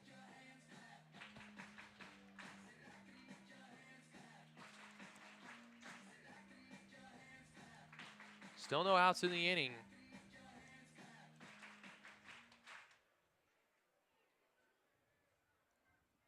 And the full count pitch is fouled right back.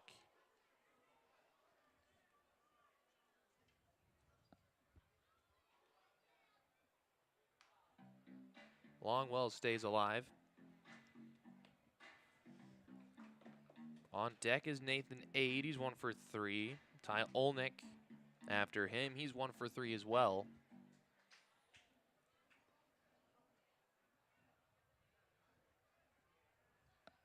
Another full count pitch. And that ball is hit well to left center field. But Marshall Toole will close on it and make the catch for the first out. Going second to third on the tag up is Storbakken.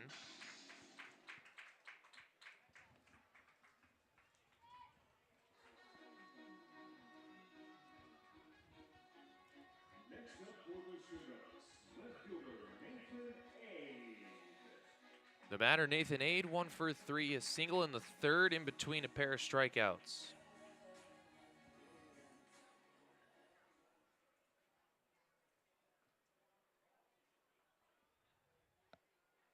First pitch to him is a fastball high.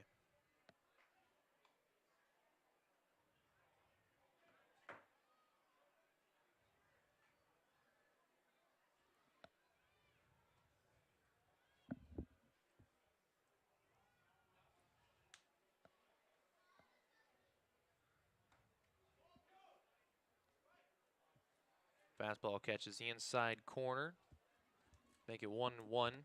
Infield is drawn in to keep the deficit where it's at on a ground ball.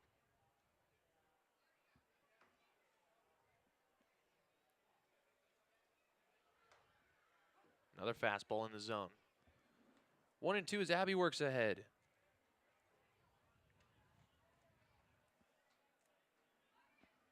Aide has struck out twice.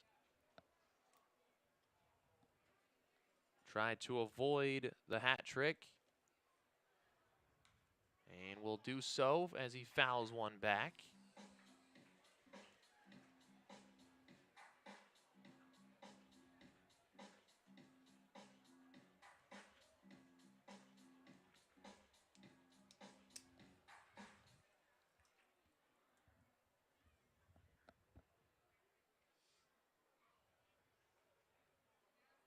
Another 1-2. Popped up on the infield. The catcher, Dallas Duarte, will make a sliding catch on one that was just fair. We'll put it away for the second out.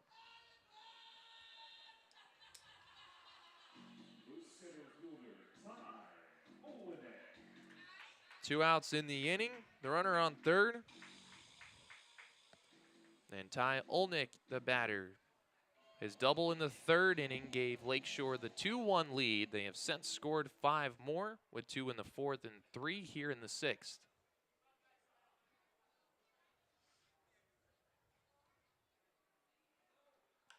First pitch from Abby is fouled off.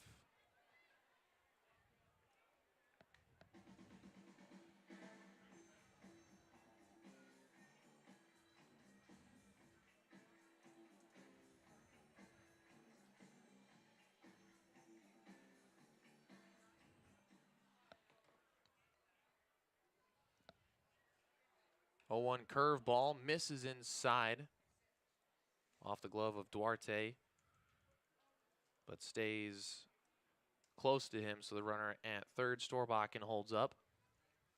And Duarte's going to walk out to the mound to talk with his pitcher.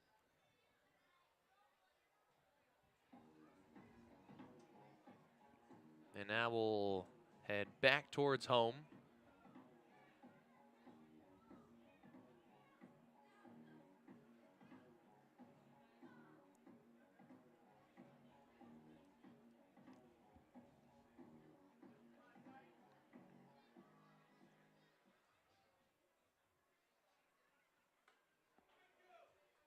Swing and a miss to make it 1-2.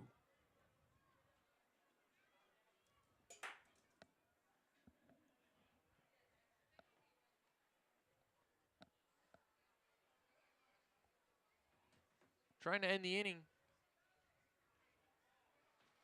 And curveball misses high. 2 balls, 2 strikes.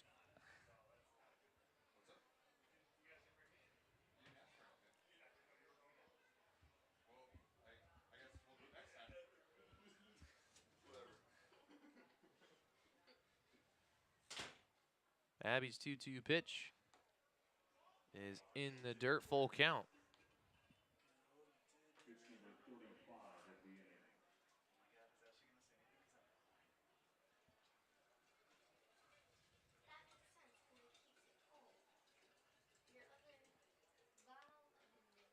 Payoff pitch from Zach Abbey is swung on and missed. That will end the inning.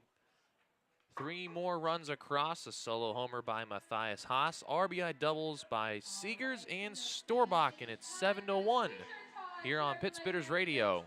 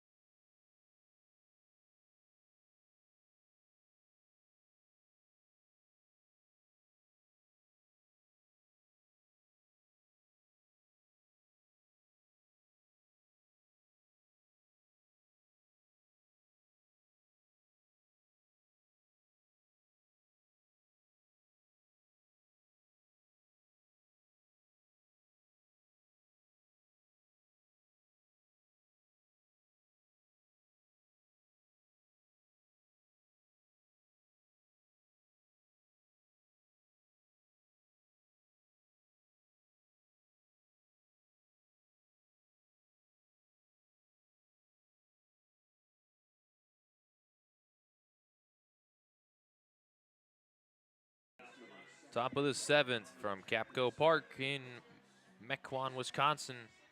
7-1 Lakeshore lead. Tommy Lamb on the hill for his 4th inning out of the bullpen. He's thrown 3 scoreless. His most recent in the 6th got 3 groundouts to retire the side in order. Has 3 strikeouts and 3 hits allowed in the 3 innings. No walks, no runs. Facing Alec Atkinson to lead off the 7th. And Alec on back-to-back foul balls is down 0-2. 0 for 1 with a walk and a strikeout. Has scored the one and only Traverse City run.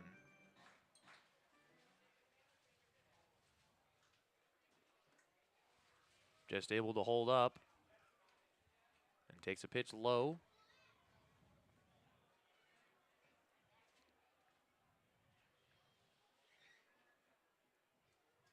The 1-2. Hits it out to center field. Olnick will camp under it and make the play for the first out.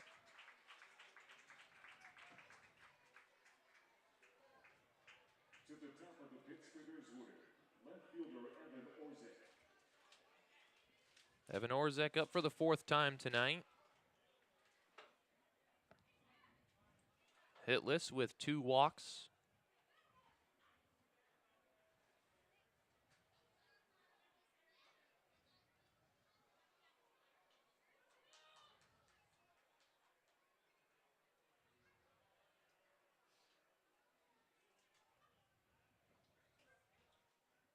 First pitch of the at-bat from Lamb is right down the middle. Orzek takes to strike one.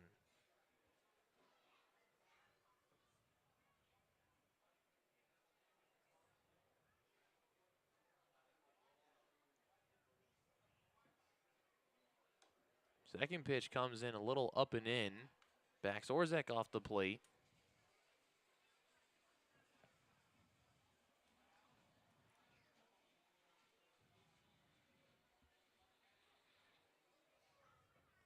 One from Lamb. Drops into the zone for the second strike. Orzek behind 1-2.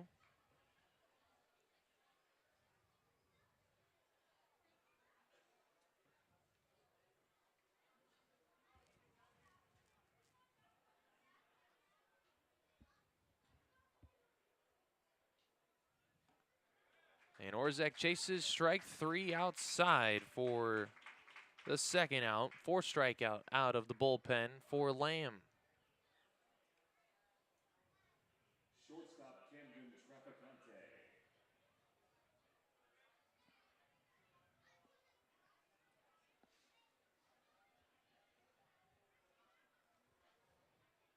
Two outs, and the switch hitter Camden Traficante steps in. Flat to center field against Lamb his last time up. Takes a first pitch fastball in the outside corner.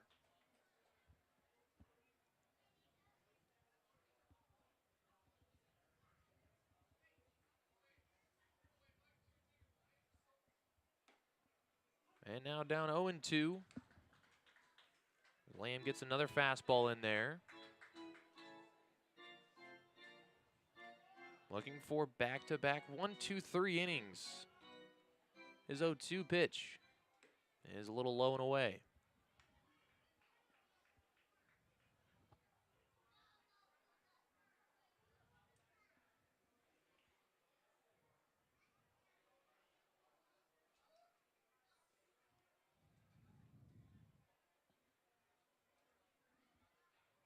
On 1-2 misses high. As the count evens up.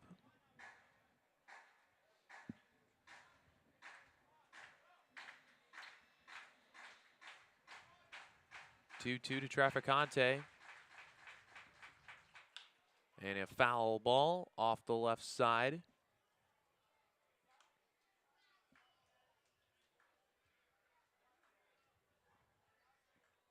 We'll keep it at 2-2.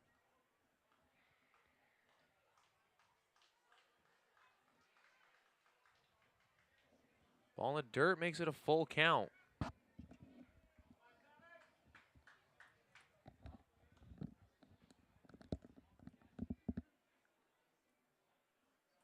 Brennan Duriggi in the on-deck circle has been on base 3 times. As Lamb deals a payoff pitch. And he misses a little low for the 2-out walk.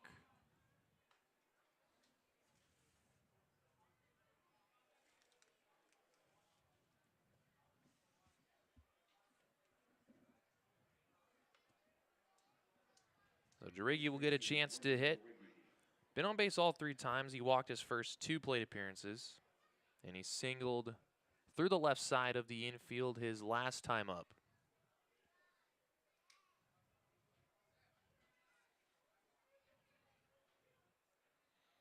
First pitch of this at-bat, he takes a ball up above the letters.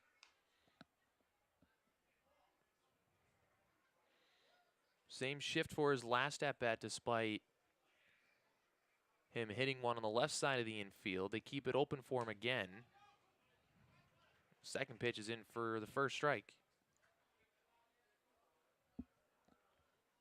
Seager's the shortstop, playing him right up the middle.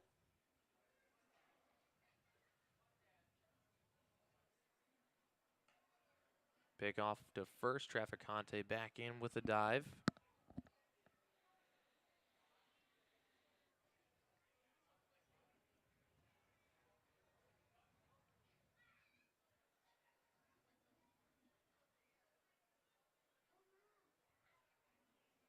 Time called before the 1-1 at home.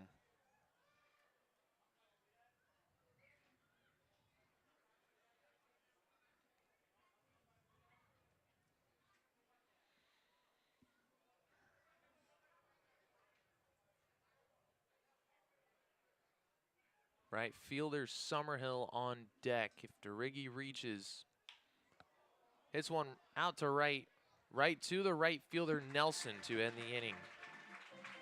No run since the third inning for Traverse City, and it's on to the bottom of the seventh. 7-1 game here on Pit Spitters Radio.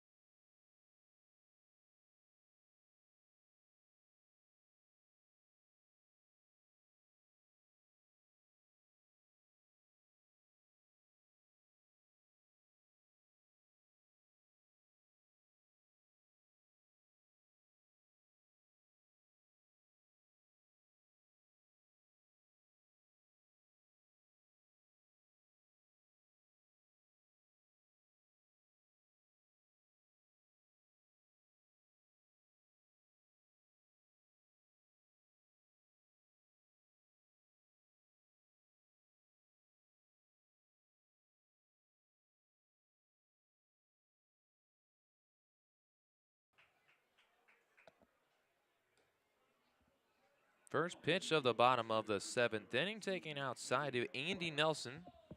The right fielder 0 for 3, a pair of strikeouts. Facing the new pitcher, Caden Wright, the third Pit Spitter to make their season debut. Teammates with Brandon Russell at Monterey College.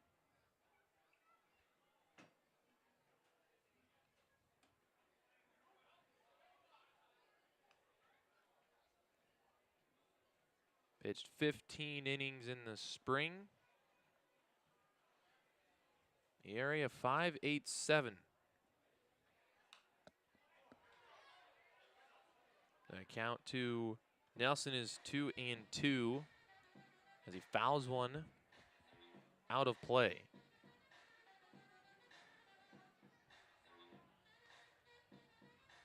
And right set. Right deals. Chop to third and a little bit foul. Fielded by Glenn Miller. He tosses it back to right.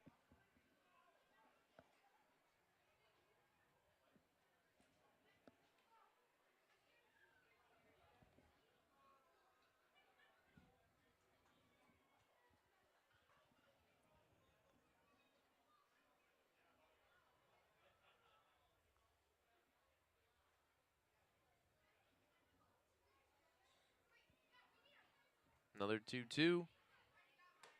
Curveball just missing, and the count will go full.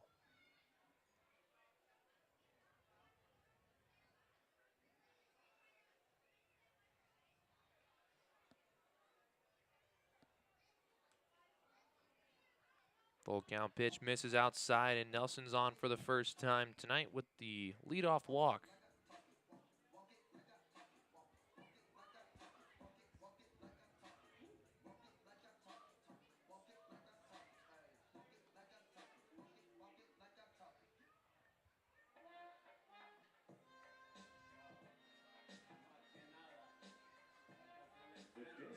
The walk will bring in Joey Spence, the designated hitter. Like Nelson before him, 0 for 3, a pair of strikeouts.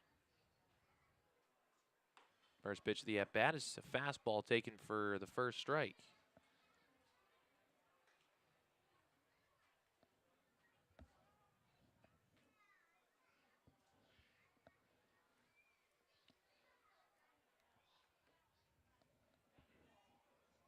Misses away, 1-1.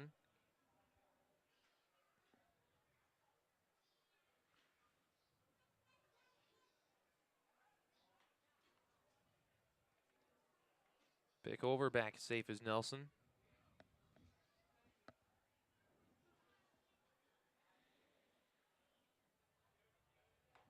Curveball in for the second strike.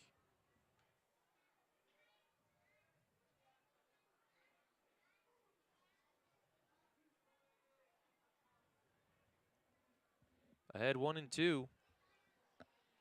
Wright's pitch is chopped foul in the batter's box.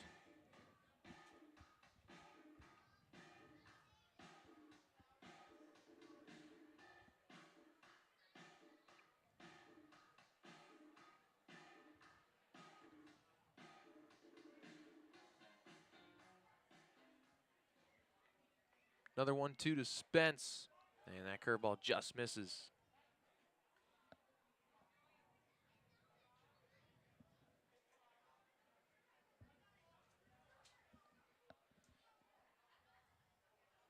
Count even at 2-2.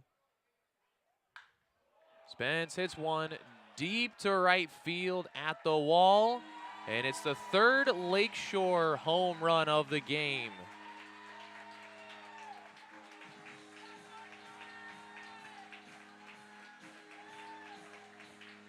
Home runs by Storbakken, Haas, and now Spence.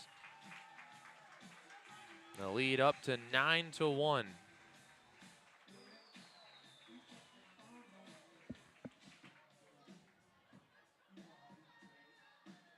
third baseman, Matthias Haas.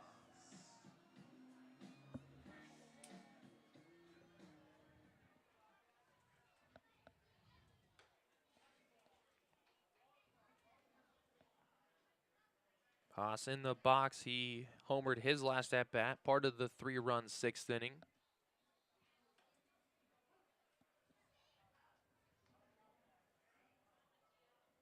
After being hit by a pitch in his first plate appearance. Chops one foul to make the count 1-2. Third baseman from Cal Poly.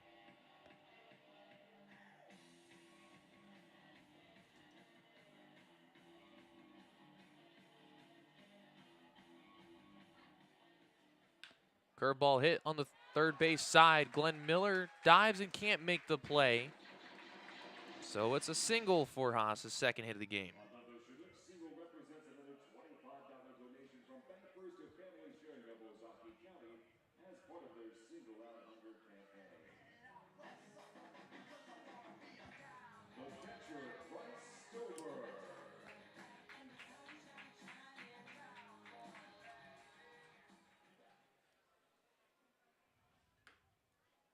First pitch outside to Bryce Stober. Hitless, but he walked and scored in the 6th on Michael Seager's RBI double.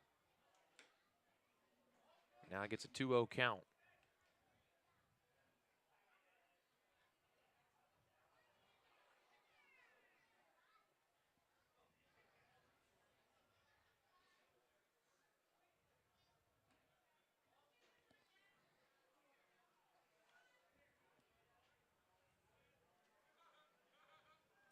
Three and 0 the count.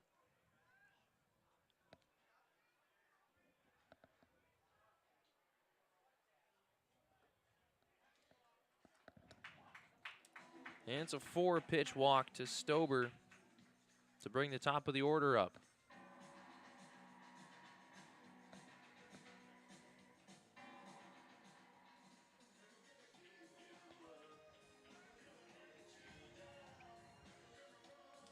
Seegers, the leadoff man, has been on base every single time he's come up. 2 hits and 2 walks. He has scored 3 runs, has an RBI, and has stolen 2 bases.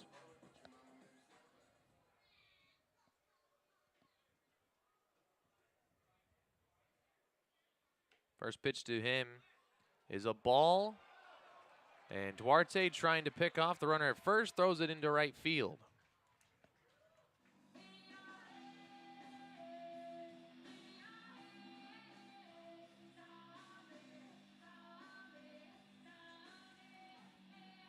Runners move up 90 feet to third and second on the error from Duarte. Pitch actually a strike, as Seegers couldn't check his swing.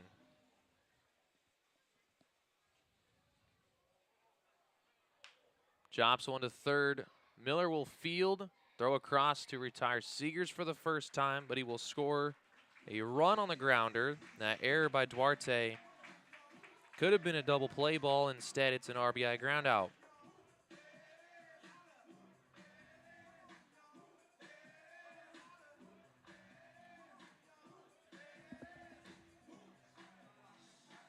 Score 10-1 now. 1 out for Zach Storbakken, who is 3 for 4 in his first game of this season. First ball in the dirt. Storbakken with 3 RBIs and with 3 hits.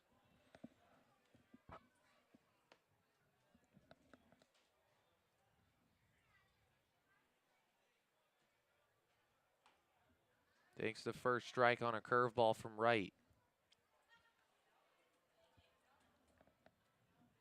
Storbakken is a triple short of the cycle with a single in the first, homer in the fourth, and a double in the sixth.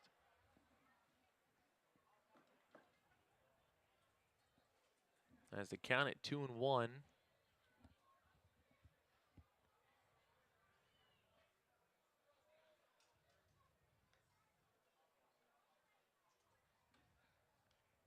He takes one low for 3-1.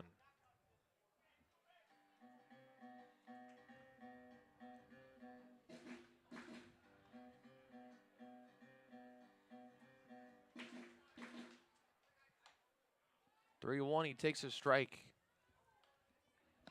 to work the count full, 3-2. Right-hander in the bullpen for the Pitt Spitters.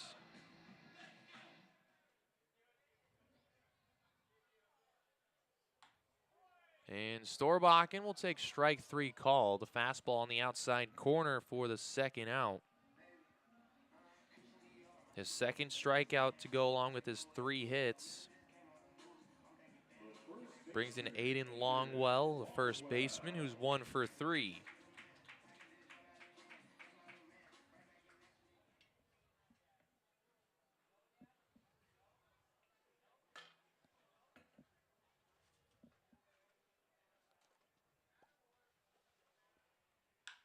First pitch on the ground through the right side of the infield for an RBI single. Base hit scores Stober. Makes it 11-1.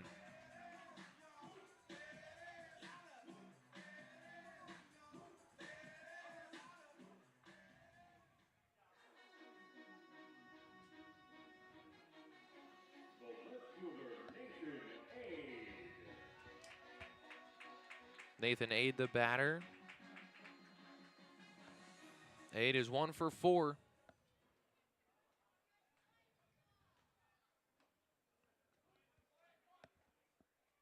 First pitch curveball in for a strike.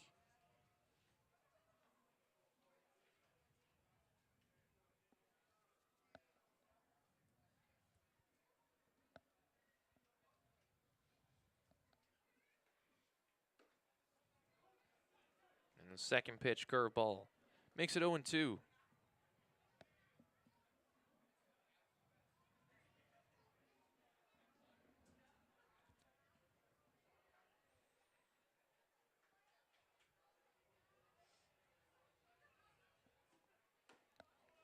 Three curveballs to get 3 strikes 3 strikeouts for Aide in the game, but 4 more runs in the inning. It's 11-1 Lakeshore. Go to the 8th inning on Pittsburgh's radio.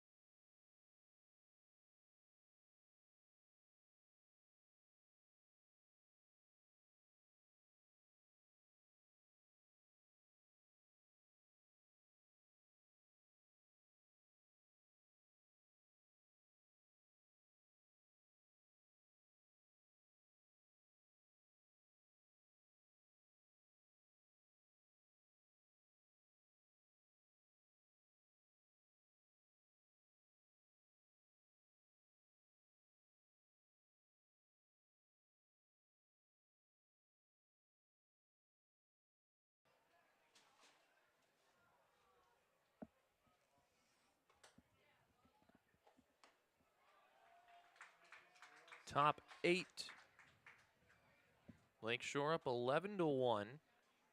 Colin Summerhill to lead off this inning, hitless, has the 1 RBI for Traverse City. That sacrifice fly back in the 3rd. The only run put on the board for Traverse City.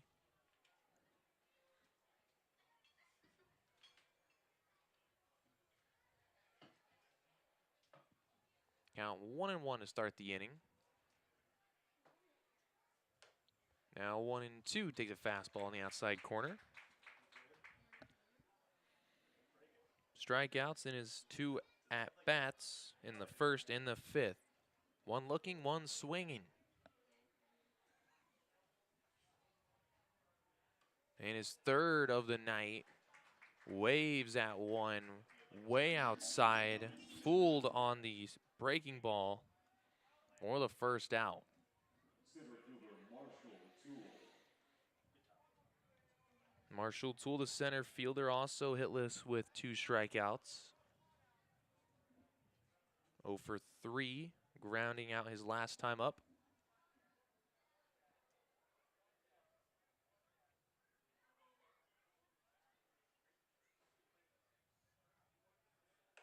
First pitch takes a fastball in the zone.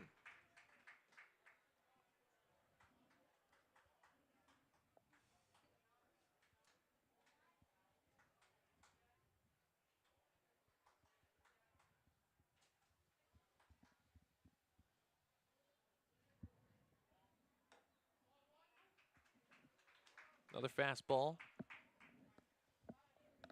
Marshall takes it down 0-2.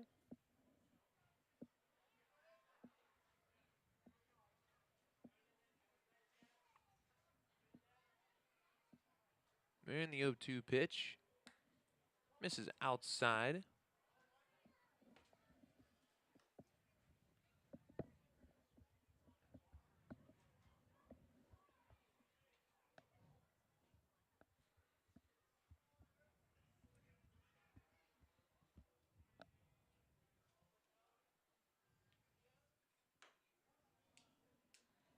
Now 2 balls, 2 strikes. That fastball misses up and away.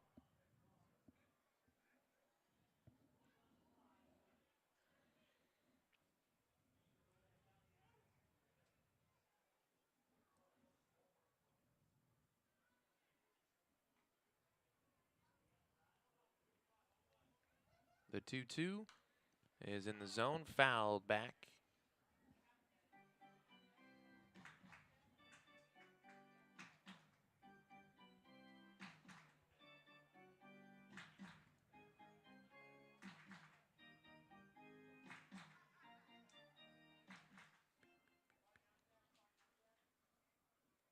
Another 2-2 misses away.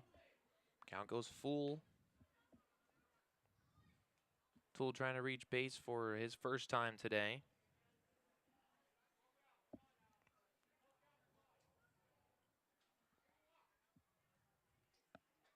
The full count pitch is way outside, and it will be a 1-out walk to Marshall Tool.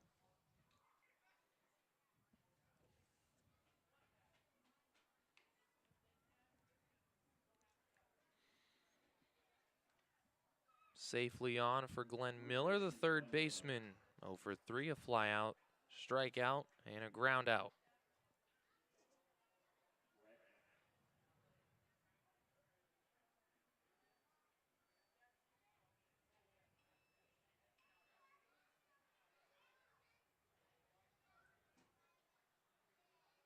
First pitch to Miller misses low.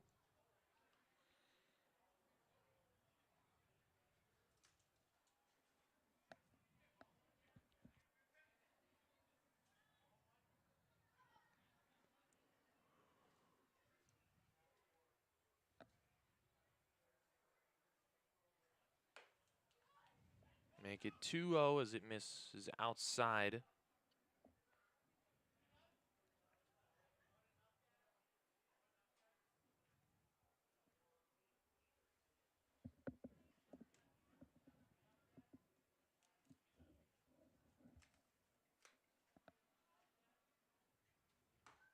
And he takes a fastball for a strike, 2-1.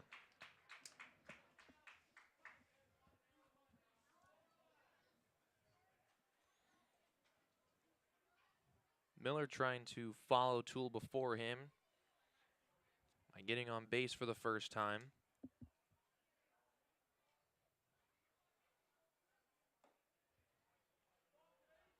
Is a ball away from doing so as the 2-1 misses below the zone.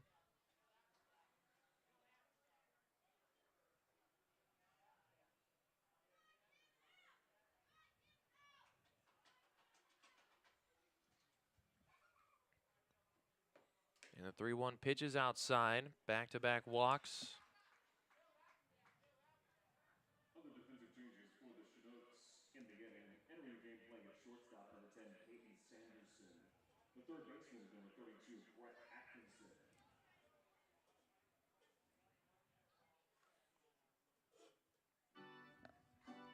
2-1 after back-to-back walks.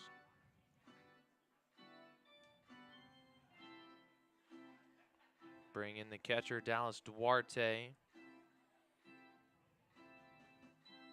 The one pit spitter with multiple hits. He's 2 for 3 with a triple and a single. The other 2 hits in the game coming from Brennan Duriggi and Michael Shivdarov.